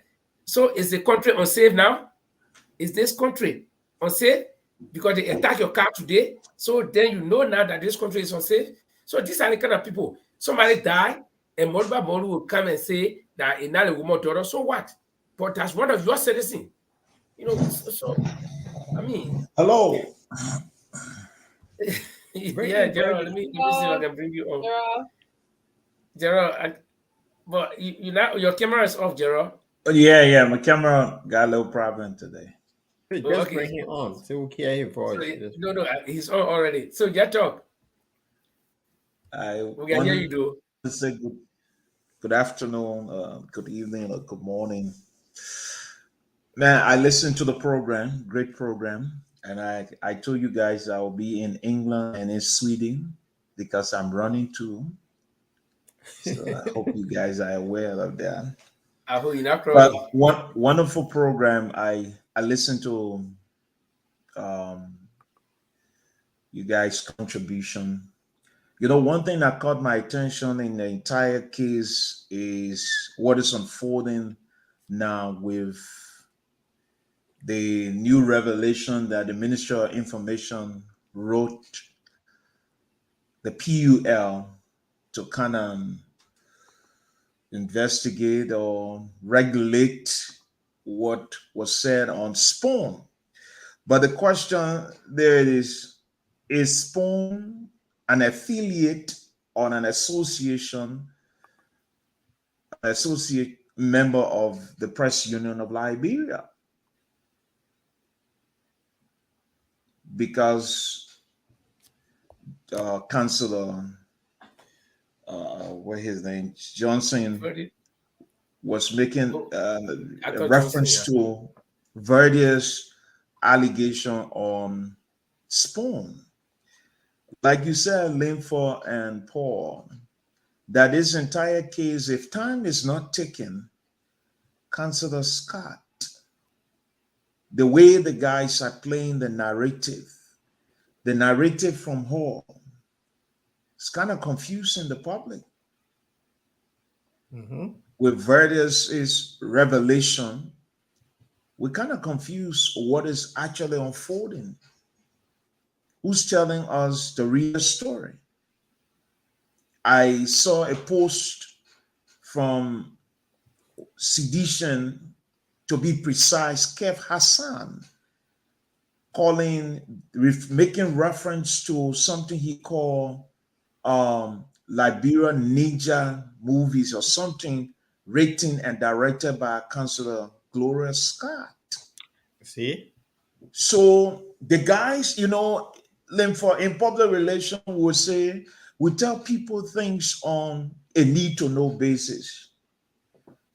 But if somebody, you see, this is the reason why when consumers become producers, especially in the media, it becomes a serious problem.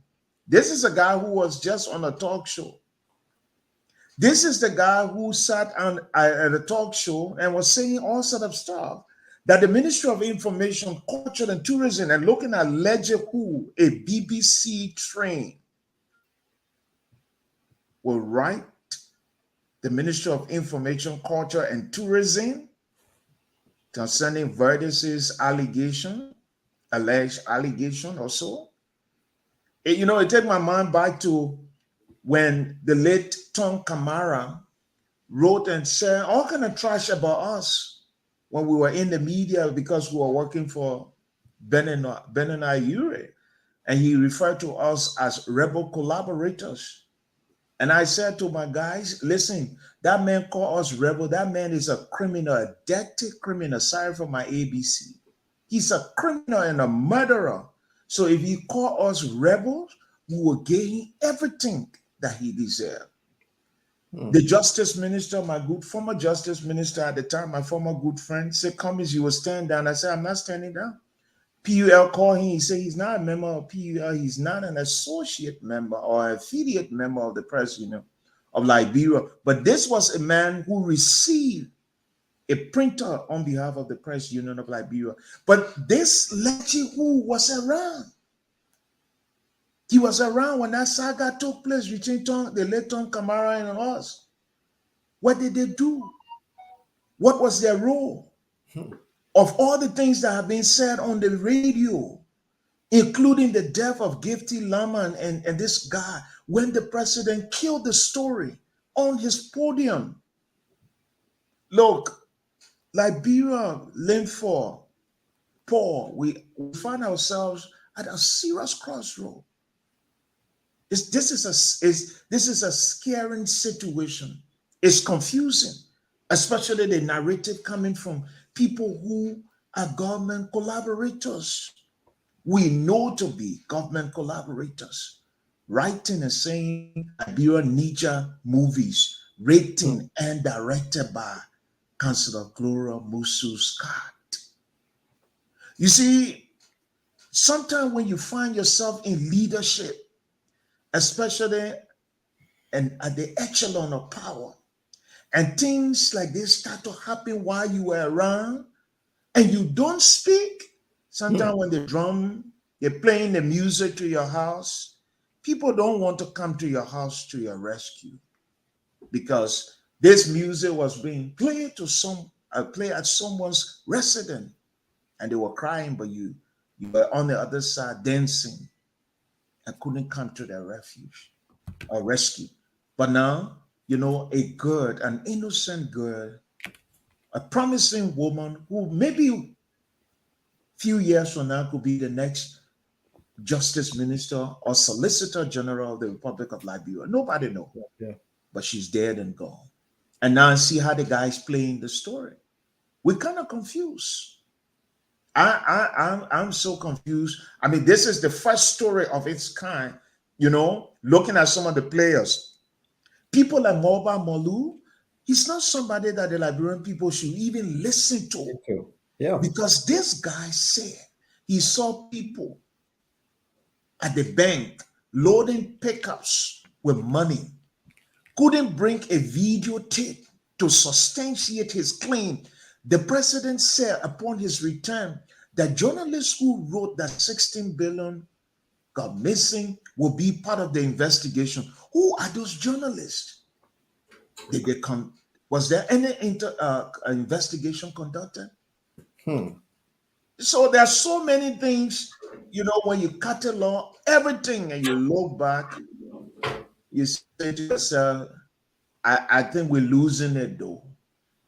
And Maybe there was another issue I want to talk. touch on briefly before I, you know, rest my case. I don't think the opposition political party leaders will go to an election where the census issue is still a mystery. I don't think so. If they do go to an election process, especially people that we support, I will question their integrity. I will seriously question their integrity if they will go into an election process without, you know, taking any legal action. Without any legal action. I rest my case. Yes, that's one of my thoughts. That was what on my mind is what you just touched on, because what happened in Nigeria recently, that could happen in Liberia. Nigeria is more sophisticated than my own country, Liberia. And up to now, we got barely 7 months to go. Voter registration have not started. Census is a book of census that we all know about. Something smelling lacking. And that's how I see it. And you're right. It's something that we all need to talk about. That census should not be taken into consideration. The leaders need to do something. They need to take this to court. I agree with you on the Gerald, which is right. If they won't go by the tournament style of voting, let everybody see who say want to vote for Portugal, please stand behind this person. That one is easier than to go do a bogus, how they call it, voter. We carry on vote that nobody know where the numbers came from. You remember we got history in Liberia, Charles D.B. King, the story about him. The population was more than the voters. So this government, I rest my case. Well, I think that's a whole different story when it comes to the opposition leaders taking action. I know. You see, let me tell you one thing. This government is very clever. They're doing all these things. By the time the opposition leaders stand up to start to do something now, they will say, oh, the people disrupting the electoral process. When it is clearly the government that is dragging its feet on all of the processes. They are waiting for a small thing to happen. When opposition people organize protests or do something, they say it was not us, it was the opposition people, so maybe the election will not take place. So I think everybody is playing the clever card here. So the opposition leaders, I know they're not, I don't want to use the word stupid. They're not children, they know what they're doing. So, but it's good to raise some of these issues long before time. And I know they are doing their calculations as well. I mean, you got in the opposition circle, you got people who have, held top positions before. Mr. Cummings comes from a corporate background where you keep eye on every little detail. Taiwan Congress, a lawyer. I mean, he's been in this thing for long. He's served in government before. Omen Joe Bwaka has been down there for 42 years. So I know he got some ideas. He got vast ideas. So I know the only thing I would want them to do now is to begin to communicate. I'm not talking about them forming or let's say coming together to say, okay, we carry one ticket. No, because that will not happen for now. It will happen if there is a second round. But they should begin to talk. Something that Mr. Cummings proposed weeks back, that they need to start talking. Let them, lay down things that they see that will threaten the process. Let them find ways. Say, no, listen, we see that this is delaying. This biometric system is now on course. It's going to affect the election. So what can we do? Let them begin to discuss these things. So it's good to raise some of these things far ahead of time. But Paul, I think our time is fast spent. We still got something here to talk about. We actually got two things, but we just slide over them. Your President George Manuel Weah, the footballer, he's the guy, he lost all of the titles. The man say he need Begube, he need what it is Dakwana, he and Joe Howe for the Dakwana title. Then he say he's feminist in chief. Yeah, feminist in chief. The next thing now, he will soon be girl. He will soon be something, Girl Scout or something. But this guy is sitting, the whole president, all the violence going on against women. No, let me tell you, nobody's life is better than the other. But I mean, we as men, I think we always have sympathy on women, because right now, if they bring 5 men and 100 women, they say, my man, beat some of these people that made us sorrowful for it. Because you look at it, one feeling, one look sorrowful. So, as a feminine in chief, you got to have mercy on women. You say that they kill all the women, that they're raping children as young as 2 weeks old, 2 months old, and nothing has happened to anybody. And then a government official, former government official, high-ranking one at that rate, the kind of thing happened. The president had not said anything. Then the next thing, his own auditor was found dead in a car with another auditor. Then he came up, instead of sympathizing with this woman as a feminist in chief, then he said the people were having affairs in the car. Even crazy people would never do that. When we grew up, we saw crazy people in Montreal, the crazy men and the crazy women, and we didn't see any of them do that kind of thing and die in the street. So that sensible people who will go sit there in car. So, I mean, this is a their case, but it's good to raise some of these things. So, is this your president or feminist in chief for real? When under his watch, under his nose, right in his own closet, these things are happening. And in fact, people are even accusing of being women abusers. I think Orita should be able to answer this question, because this is feminine. This is a female kind of topic. Because when I dive into this, I think I don't want to be arrested tomorrow, because when I go into this, I will really go on a rampage with my president. So I'll let this slip a little bit, but I'll hold my peace. I'll let Orita flow with this one here first. I don't even know where to start. You see, if a female don't know where to start, because the thing is that to call President Weah a feminist in chief or whatever. Well, he again said that. Yeah, that's the thing. I think the only feminine chief he is just sleeping with every woman in La bro. I think that's what he meant, but we misunderstood it. And made it and turned it to the other way, that he meant what we know. He meant that he's feminine chief, like I let women anyone will do. Now all me I gotta say when it comes to his yeah. Linford, you see what Orita just said? We have people in Liberia, for Christ's sake, they just love Weah as a person. So wherever come from him, they will run with it like water made of dripping. When you snap water made of the way they will run with it. This president, once upon a time, he was $85 million man. This president, once upon a time, his house on the 9th Street was dilapidated. When you see it, you feel sorry for somebody that have 85 million. And he ran with that story. He comes again, he became the peace ambassador, until lately we got to know that the peace ambassador, according to Yeke Koluba and Mr. Alexander Kome, that he supported the war. The peaceful men bore arms. So the whole story about this feminine chief, how can a feminine chief who is the father of the land, so many women have been killed, he have not said a word? Then what kind of feminine chief is that? That make my blood to boil. So when I go after that, it will really be Odell Shemmer. The lady girl was killed. What was the feminine chief? Princess Copper. What were the feminine? I mean, the names go, the elite.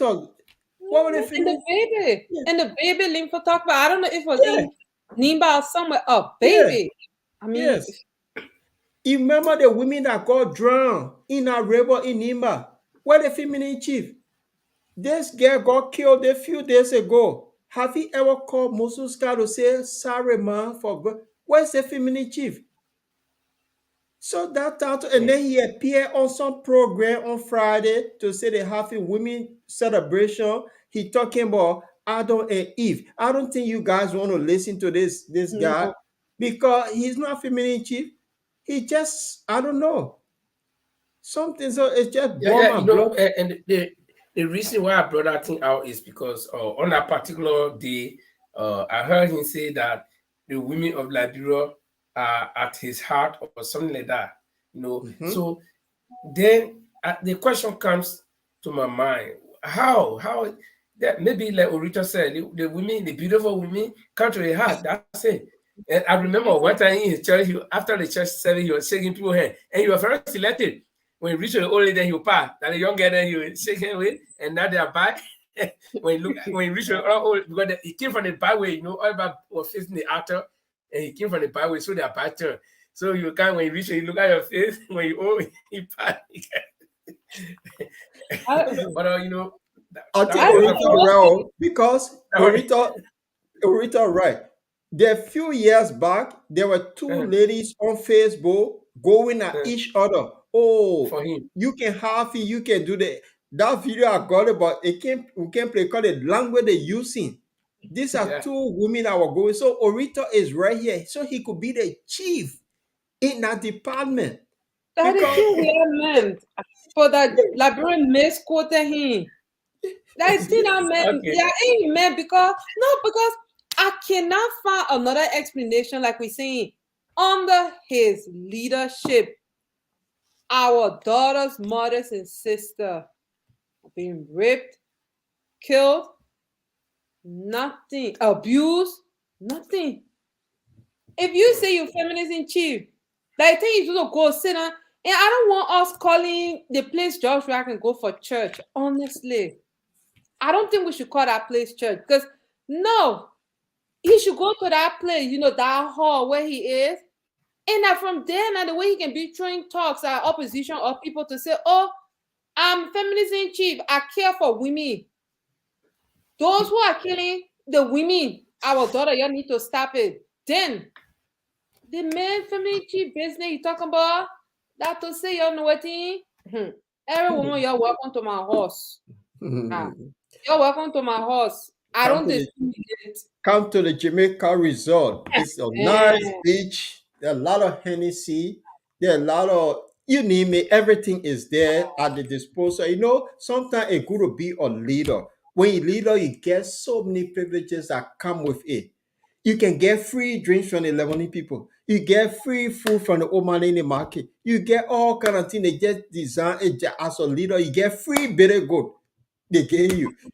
So all I want, you can come and have party. This is the chief of the feminists in this life. So my brother, my man, you're Lima president. You're Lima. I just brought up let the women. The women focus in Liberia. The women focus in Liberia. Some of these things will bring it to your attention. But let me tell you one thing. The law of nature is love yourself first, self-preservation. So you women, if this president claims that he loves you people, ask yourself, how does this president love us? He said that all the bad things happen. So when you go into the pool, when you go into a vote, you women, take your own importance. Take your own life first and say, well, we cannot continue to live like this, And I don't know why men too have been going behind these women to rape them. Because since when I grew up, we're not here, but he cannot think too much. Yeah. So why I said that? Why I said that? So people taking advantage. So, and the reason is because nobody is being punished for this kind of thing. So a guy will go and drinking juice. He said, I'll do it. Nothing will happen to me anyway. So why the feminine chief can't speak on there and make the law strong? Because but that's what I'm saying. The thing I can be doing. The thing is I can be doing. So that he said, like you said, the man laying down. He didn't get his chapa. He lied down with 4 or 5 women around him. So what moral ground he was standing on to prosecute anybody? But anyway, let's transition to our last topic now. Enough of it. He who had ears will hear. So our sisters and mothers and daughters, we're talking to you people. Now, the last year is Mr. Cummings, during the 2017 elections, was one of those candidates who ran. Sorry, and as usual, our Liberian politicians, whenever election can, they will pop up like popcorn. They pop up, they play boo, boo, boo, boo. When they try their luck, I will say that. When they win, that hey. When they lost, they go back again. They go into coma or they go for a sabbatical, Then they wait for the next 5 years, then they start packing their little pieces together. 6 months to election, then they come back again and they try luck. Those ones that will not be strong enough to go to other people. But Mr. Cummings is not one of those traditional politicians. After the elections, he made it his business. He came 5th place, but he made it his business to continue to persevere, continue to press on. That I will go. I will make my case. Maybe I didn't make enough case. That's why I did not win. But let me make my case. Let me convince myself. And he's been, going across the country to all of the hamlets. And I think at least today, the name Alexander Cummings can be heard in some places because Liberia is a big place. We got very remote areas that even some people don't know about voting. But the areas that are accessible to him, he's been there and he's making efforts. So, Paul, I think you got some videos of late Mr. Cummings he was in Nima County and he's been, don't forget that Nima is a big battleground. You got 3 political candidates coming from Nima, presidential candidates, hopefuls coming from Nima, Jeremiah Wapo, Consuelo Tawan Goglo, and Jeremiah Kun from the MDR.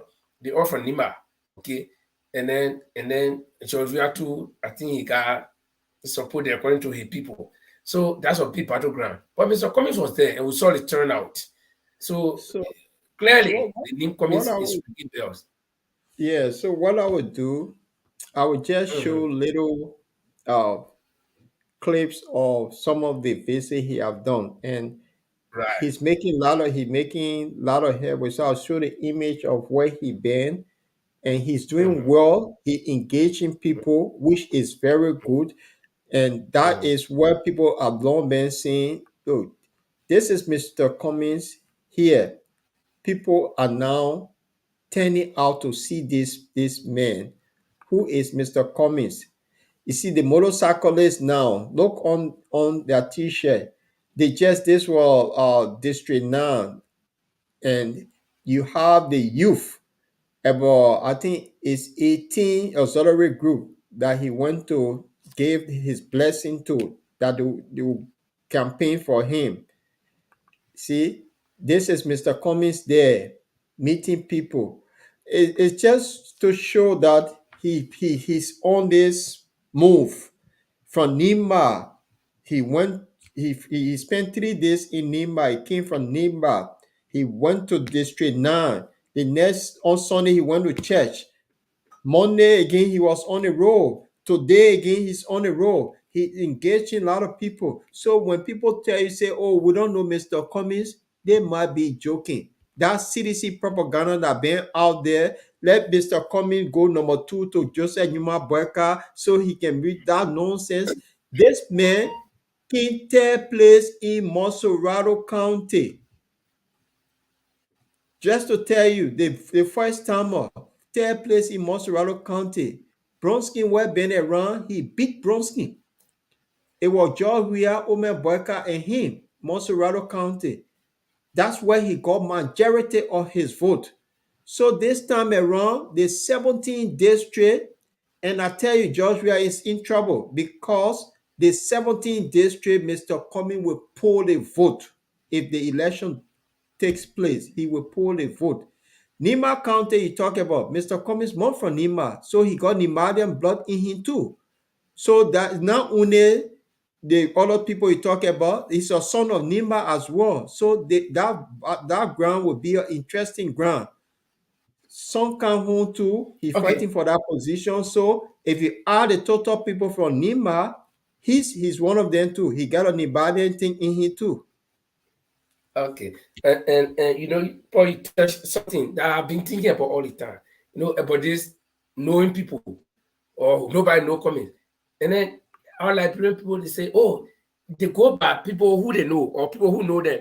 And you know why we have been. This is just my own thinking, my own analysis. So now because like when I'm sitting alone, I always in my own head. I got a group of people that argue with in my own head.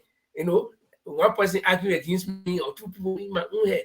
And so many things I've been thinking about is why there's so much about people saying nobody know you or we don't know the person and the person will know. What is important about you knowing somebody, and how important is it that you know somebody, and what can knowing somebody do for you, your personal self? How can knowing somebody put food on your table? You knew Joshua. Joshua was popular. He came there. How has your life changed? And because our politicians know the people and the people know them, you know, in my mind, you know what can happen to them? Yeah. So our politicians know what they want. They know that they want bag of rice, one t-shirt, and maybe $5 to go and vote. So that's why they know, that's why the politicians know them for. And that's how they know our politicians for. So they say, we know. We don't know the mayor. But the mayor, the people that you know, and you've been voting for them all the time, what have they done for you? Because they know that you will come and get your $5 and get one bag of rice and go home. And then you put them there, and then they corrupt, they will get rich, they will do everything. That's how they know you. A man who does not know you, this is a person to try to think about that. The man, at least he's not one of those people who will come and give us some money when we finish voting. He will not try him before. And this man does not look like this. So let's try him. So life is all about, you know, try new things. That's why you don't eat the same food over and over. Even if you like it, when you eat it over and over, it will not taste good. That's why you don't wear the same clothes. Even if you get thousands of clothes, but you let one, you wear it over and over, they say they may get new clothes, you may get anything new. So you got to try new ideas. And if you continue to think the same way, every day you think the same way, you get dull. Let me tell you, that's why when you went to school, you learn ABC. You didn't stop at ABC. You start to learn 1, 2, 3. Then from there, you start adding the 1, 2, 3 together to get 1 + 1, 2. So you got to learn new things all the time. You got to play with new things, new adventures. So like people, the people who you know, who you claim you know, and they know you, the people know your tactic. That all you stand for is one paper, right? One t-shirt and $5. Then you don't. And they will always treat you like that. Yep. And that's why this 2023, I'm tired of blaming, the politician, all of them, they sing, you vote for them, they do the same thing. Yes, they do the same thing because when you vote for them, the only thing they do, they take care of themselves and their family.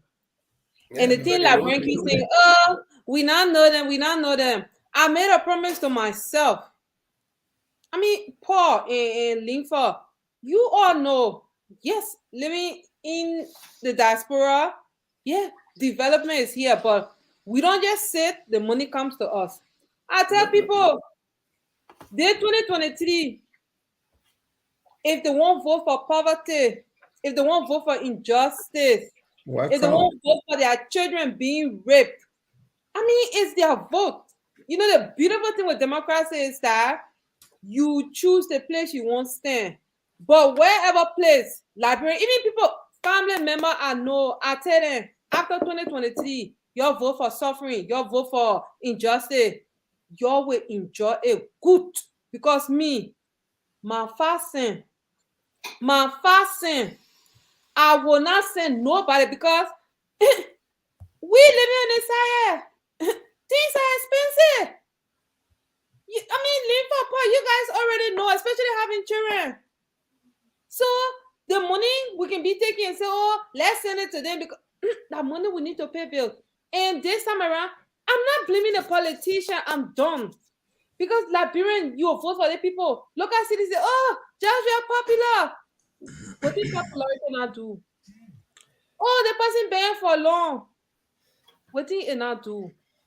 It's time Liberians elect somebody to know, say, this person, he not picking and choosing.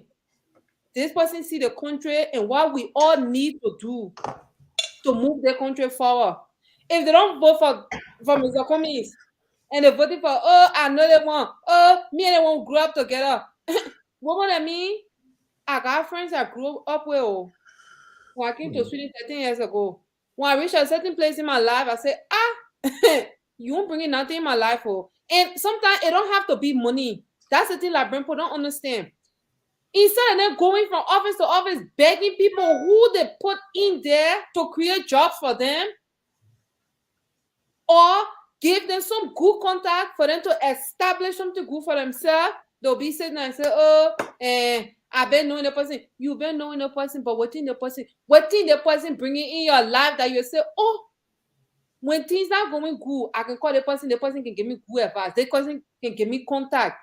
But whole day, they won't be calling people who they order them. Boss man, brappy, ma, pa, because for the person to get a hand out. Says Orita, so you say you're not doing nothing.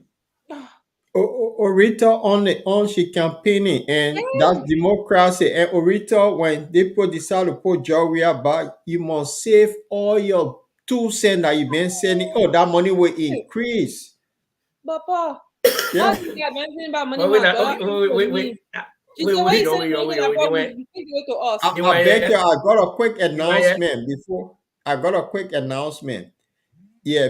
So tomorrow there'll be a show tomorrow, and that is actually tomorrow is International Women's Day, and Marie will be having this program tomorrow, and I will be on this. I just want to share this with you guys. I will be on this program tomorrow. The theme, so asking our viewers to tell me it's International Women's Day. They brought me in to talk because they talking about technology and all that. So how we can talk about it. And these are the women that will be on the show tomorrow. They are all professional people be talking. So I will be the only male among them. Listen to them. And maybe when I leave and go to Liberia, I will advise George Weah how to be feminist. So all of these people will be on the program tomorrow. So we'll ask our viewer to count it 10 in tomorrow. These are serious. We'll have serious talk tomorrow. And I want you guys to follow us tomorrow on this. And then there's come the Lord Cholope tomorrow, who will be appearing. That's me. Guys, you'll follow us tomorrow. So I just want to put that in there. So, Linfo, you can flow. Yeah, I'll try to what Orita said, and then you back her up by saying, you see, it will be injustice. They say the powers somewhere in the power say the just shall die with the or shall die unjust. Or suffer with the unjust. I think Gerald, you can help that. I think if it is not in Romans, it will be in Hebrews, one of the books, that the just will suffer with the unjust. You see? Yeah, because you see the thing here is that all the people that will be voting will not know who they'll vote for. So if you think that your people did not vote for Mr. Cummings, and then if Mr. Cummings doesn't win, God forbid he doesn't win, you say, my people, your people might have actually cast vote for him. But because you don't know, and then you sanction everybody, you get some money. No, we shouldn't say that, Linfa. One thing, the thing is that we on this side know No, but the thing is, that's the thing that bring people to, because a lot of when you talk to them, they say, but how you know who I will vote for? One thing I will tell you, a lot of Liberians in Liberia, they think that they are so smart when it comes to their corny behavior. But they don't know that we've been on this side because we've been understanding their situation to the extent where they take us to be stupid. And that's for me, I reached that place. I'm not stupid. I mean, I've done things. I'm not going to lie to you. I'm a mother. I've done things where my children needed stuff.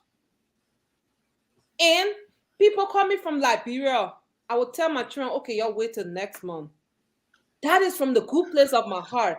And this is not just, I don't mean, it's not just under the George Weah, regime. But Liberians in Liberia, and one thing, even the Bible said, because let torso now, you're let torso and torso. Gerald Lee, you who know the Bible, say, you're that torso. If Liberian people were honest to themselves, real honest to themselves, they wouldn't be finding themselves in the same situation decade after decade.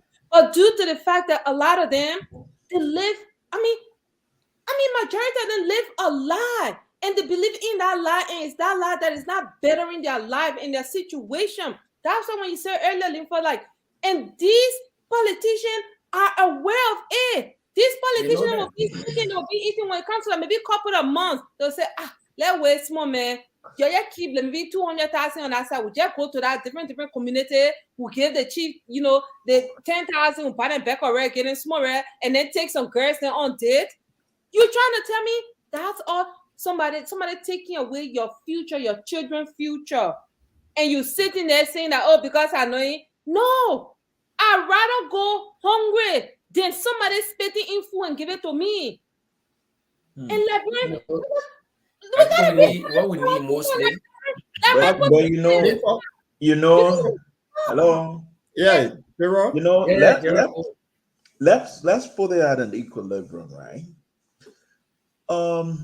Sometimes I hear Liberians here in the diaspora, we say the people are belly driven, they vote for rice, they vote for t-shirts. I don't know when that started happening.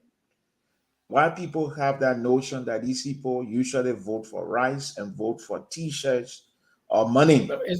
It's been happening, especially under the CDC regime. Because when we go back, CDC were broke, just check her rat. I'm telling you, I'm being honest with you. They were broke. They never had money. Let me share one revelation. Just before the 2017 election, and maybe Jefferson Koji will find some group of media people to debunk this one. Maybe Moba Malu will find some people to debunk this one. But I know Ava Toba can attest to this. I know Dan Sayer and a few other people and myself that were in that group can attest to this one.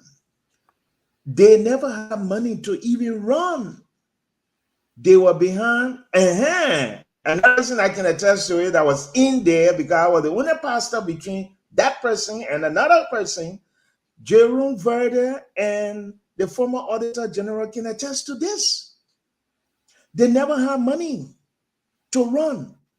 Who they were behind? They were behind John Malu to go as the presidential candidate for 2017. And we had a group, and they tried to convince some of us. I said, look, if CDC want to be a part of us, CDC must bring money. We must go to a primary. That's why the situation with Mr. Cummings, when it started, I started going from broadcast to broadcast, warning the Liberian people that the CPP was not going to hold. And people took it for a joke. Okay? Moba Malu, Jefferson Koji came to the stage. What was their mission at the time? Why were they behind John Malu? Why Malu and Verde fell apart? Is because somebody wanted to be the presidential hopeful while the CDC were planning to eat that person's money. I've been shared this story before. So I knew financially they were not strong. They were not even ready to run. How they got in this picture is a mystery that many people don't know. So this is the reason why you see the argument that he who pays the piper play the tune. Georgia never had the money to go to election. If he got the money, he got it from Robert Selly and Amara Conan. You can quote me on that. They can take me on 24 hours around the clock. I will sit down right behind my computer and say, look, any broadcast, I can sit and prove everything I'm saying. The reason why I said that is this, Limfo. These guys never had money to buy t-shirts. They never had money to pay pool washers. They didn't have the cash. Most of these guys, the George Solo, all the people that were making noise in the camp, they never knew what these guys were doing here in America. As Verde interviewed and said, Cummings said this, he would tell you, say, that man is not lying because the man was the pastor in the room. He was between somebody and myself. So most often we find these people coming into power or wanting to be our leaders. They broke like Chair Rat. They're only waiting for an opportunity. When they become president or become senator, then they squander the resources of our country. But why you think Cummings will be the best alternative? You give me a Cummings, you'll give me employment. You give me a Cummings, you will tell me that teacher's salary will commensurate your work. You give me an Alexander Cummings, you can tell me that free of charge, those who say people don't know him, he also has another political domicile, which is Nimba County, and his original political domicile, Maryland, and also Monserrado. As for the issue of Monserrado, forget it. Baboon has divided quota already. So that is clear. I don't think our people will want to make a mistake, Marie, to go back, says Orita, sorry, will want to go back for 6 years. In 6 years, Lemford will be 60 some more, Paul will be 50 some more, I will be hitting 50 some more. Okay? I don't know about you, Orita, but I can tell you free of charge, people will be looking through the windows where they can improve their children's life. We'll not be going back to our people to tell them, say, 2029, make the right decision. The decision is now. That's why I sat down for a very long time, Lemford. You know, when we started this thing on Radio LIV, none of us were part of any political party, so we could say whatever we want to say. Anybody wanted to come with blow, they can come, we'll give it to you. We'll give it to you and give it to you real hot. But we decided, some of us said that, look, Cummings is the alternative. If we sit here in the diaspora and say, whatever thing affect our people in Bokandile or in Kolahon or Plebo or Chien or Toaston or somewhere in Cape Mount area, if whatever thing that affect them will not affect us, it will affect you, Orita. You'll be sitting down scratching your head. Damn, I wonder what my cousin are eating today. Oh, Morovia upside down. What they're going through today, that's how it's going to affect us. That's why all of us have decided we'll add our voices to the many voices out there and say, look, if you want this change, Cummings is the guy. And Orita, you know why they don't want Mr. Cummings? It's some of the things that I'm saying today. Some of those players were in a particular room. We were in that room and they were uncomfortable because we were not willing to compromise. That's why when Verda says some things, for me, I don't jitter a little bit because I was in a room with him.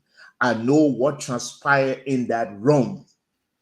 I've been in a room with some big boys, and those big boys feel that it got to be their way and business as usual. They will keep the masses down, suffer our people, only to enrich themselves. They don't have money. They don't even have the technical know-how. That's why for 6 years, let's look at the tangibles. How many companies, investors have come to the country? None. No major, you bring in corrupt people to country or an airport where we don't even know where they got their money, whether they passed through the PPC process, nothing. So we know these guys' operation, we know how they operate. That's why I said, Councilor Scott, if she's not careful, these boys will pull that rope around the old lady. She will not believe it that they pulled in a rope around her. Our people got to make the right decision. It's up to them. If they can't do so, I don't know what else we'll do. That's why I'm in strong support of Mr. Cummings and others leading a process to challenge the census report. Because if they go to an election process, man, I'll be the first person to say I'm out of this boat. The time is now, and I believe that the political leaders are calculating some of these things, and their calculation will arrive at the correct time so that there will be no early action that will pop up something, or their calculation will not arrive too late to mend any hole on a fence. But like I said, we trust their judgment. We know they are men of honor, they are men of knowledge, and but if they are not taking action, what we do now, we can start to put more fire on their back, because Right now, everybody putting fire on the government by. So for them, they are not in government yet, but they are government in waiting. So we're looking at them. If they begin to make some mistakes that will affect every one of us, I think we need to start putting fire on their back too, because yeah, such is the case. If you look, once you decide to get in this game of politics, my friend, you become accessible to everybody. So whether you inside properly or you stay standing at the door, we're watching you too. So Paul, I don't know if there is any other last word that you guys will want to throw around so that we can wrap up this thing, or our time is fast spent. Oh, we are muted, Paul. Let me just put my little 1 and 2 cents on this thing before we close. The election was going to happen if it happened, because I don't know if the voter registration will go on. That's another thing. If we have a constitutional crisis, it will be another thing.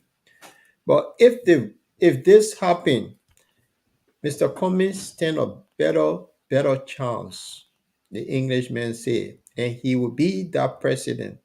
And I'm going to quote Ozoko, who told me something in 2017 during the election. He said, little man, he could be my son, but he was lecturing me about the late Mother Dukley. So I was kind enough to listen to this young man, and he said, Mother Dukley prophesies that there will be a superstar who will take over this country, but that superstar will do so badly. But that person, there'll be another superstar that will come that will clean the mess.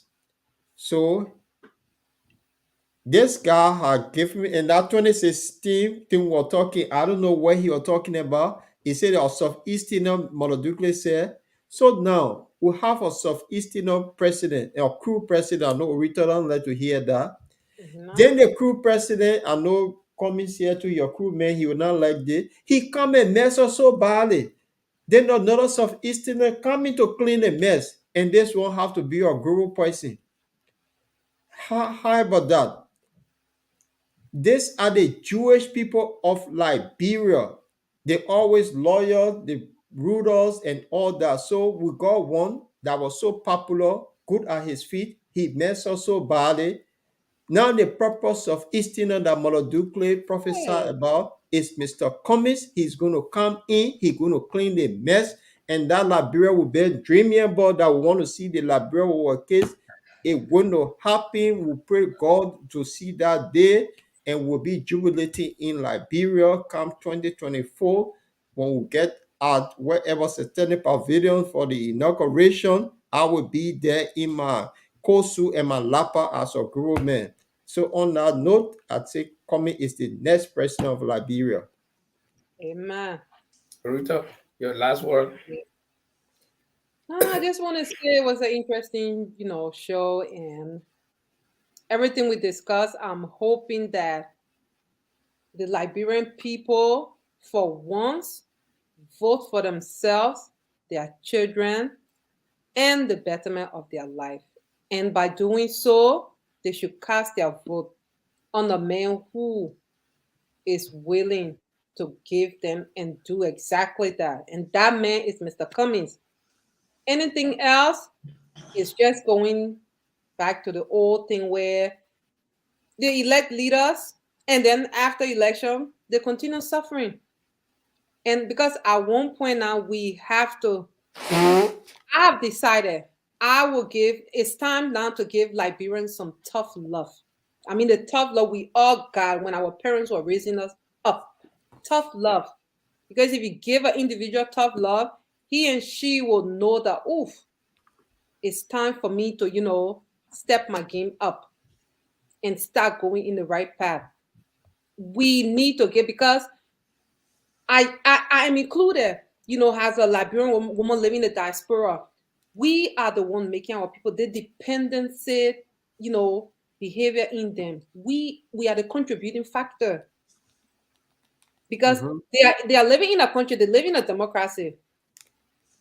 They elect the people. But how come every time they keep electing people who are suffering them, and then we got to come in and be taking care of the mess they cause? So this time, whatever mess they cause, they have to clean it up themselves. And that is just my own personal opinion.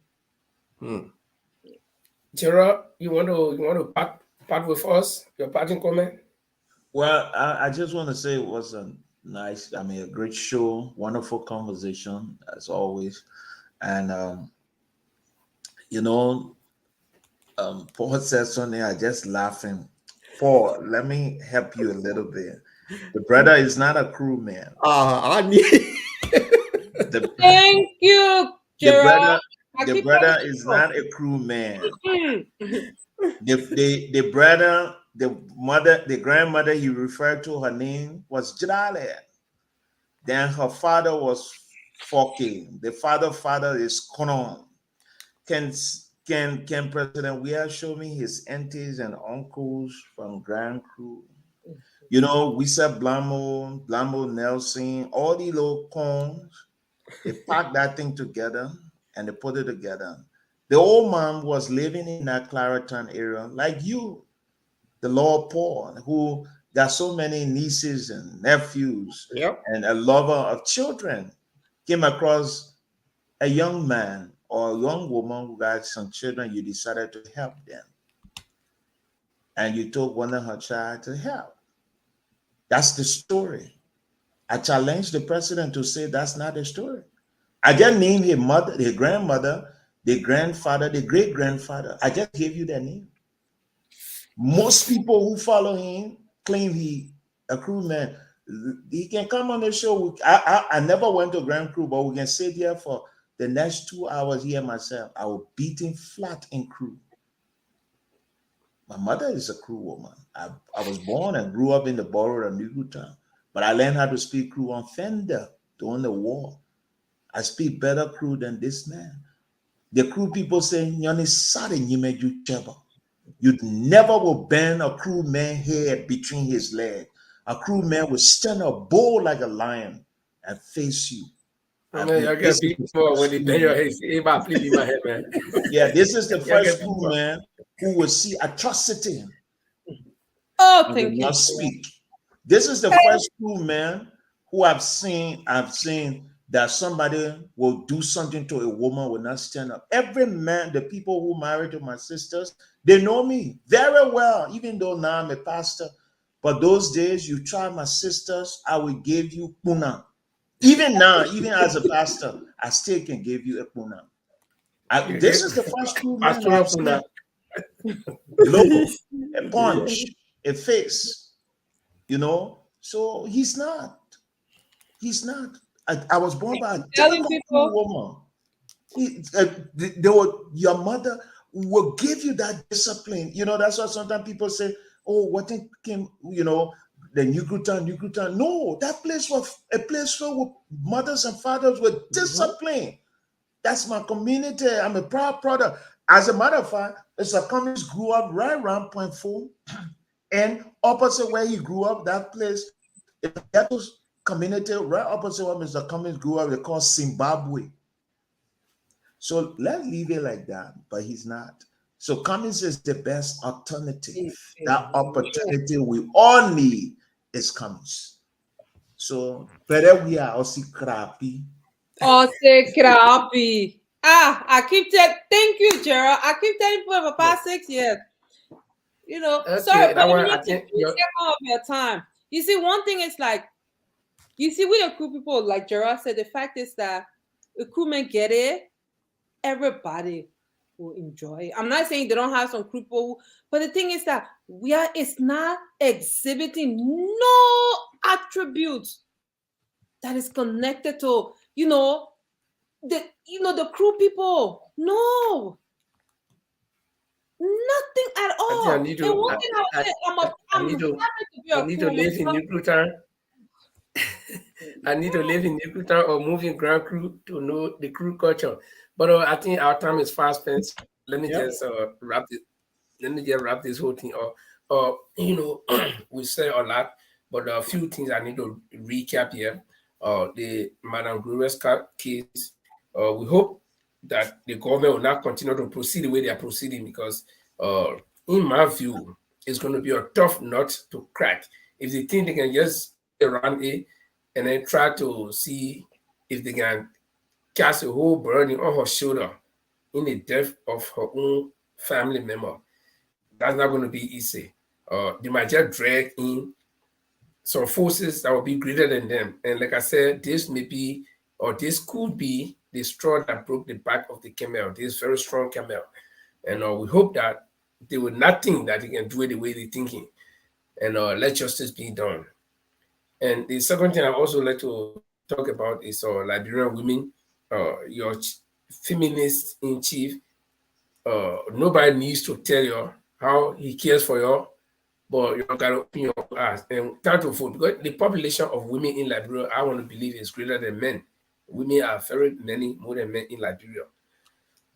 And so when you're going to the polls, no woman wants to be suffering. No woman wants to see their child die.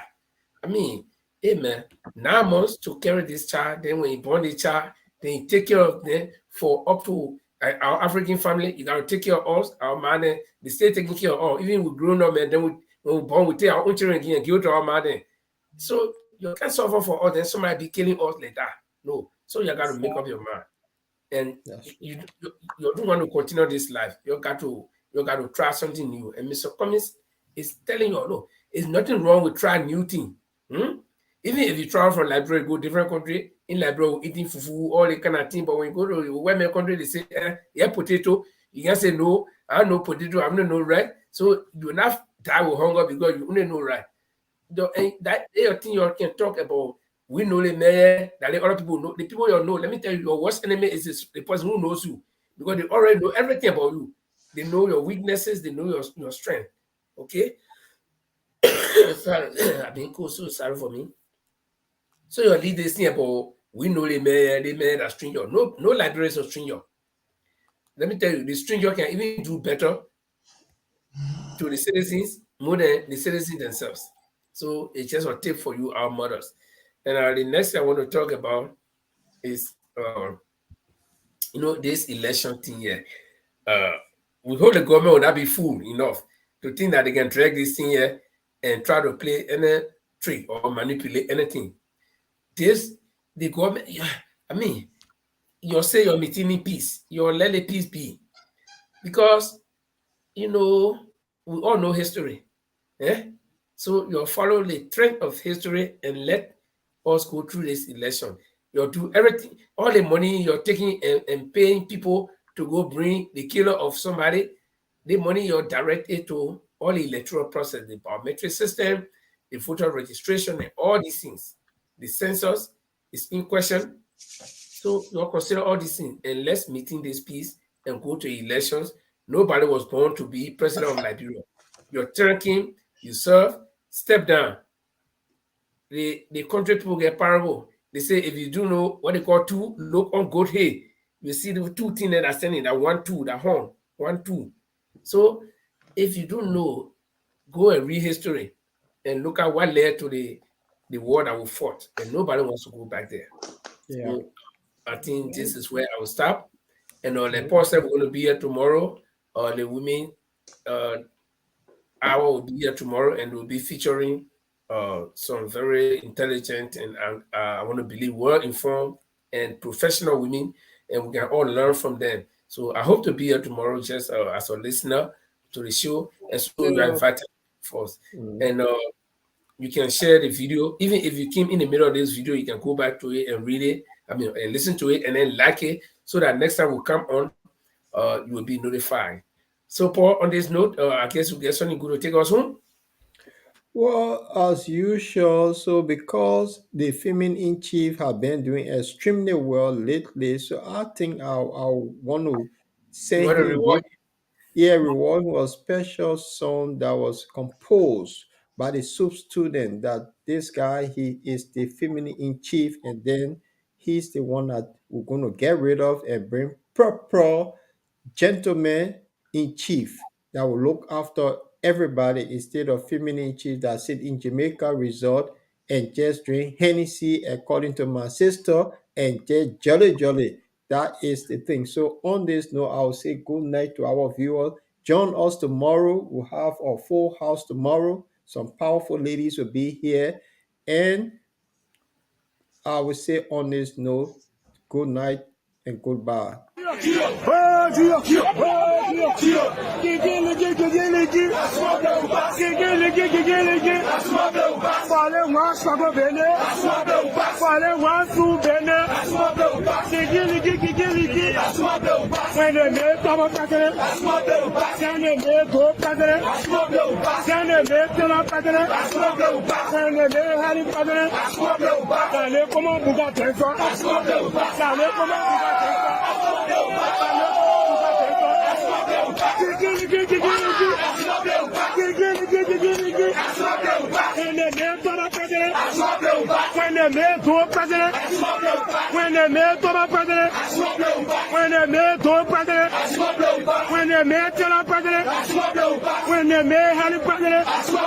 Dale como Bugatenga.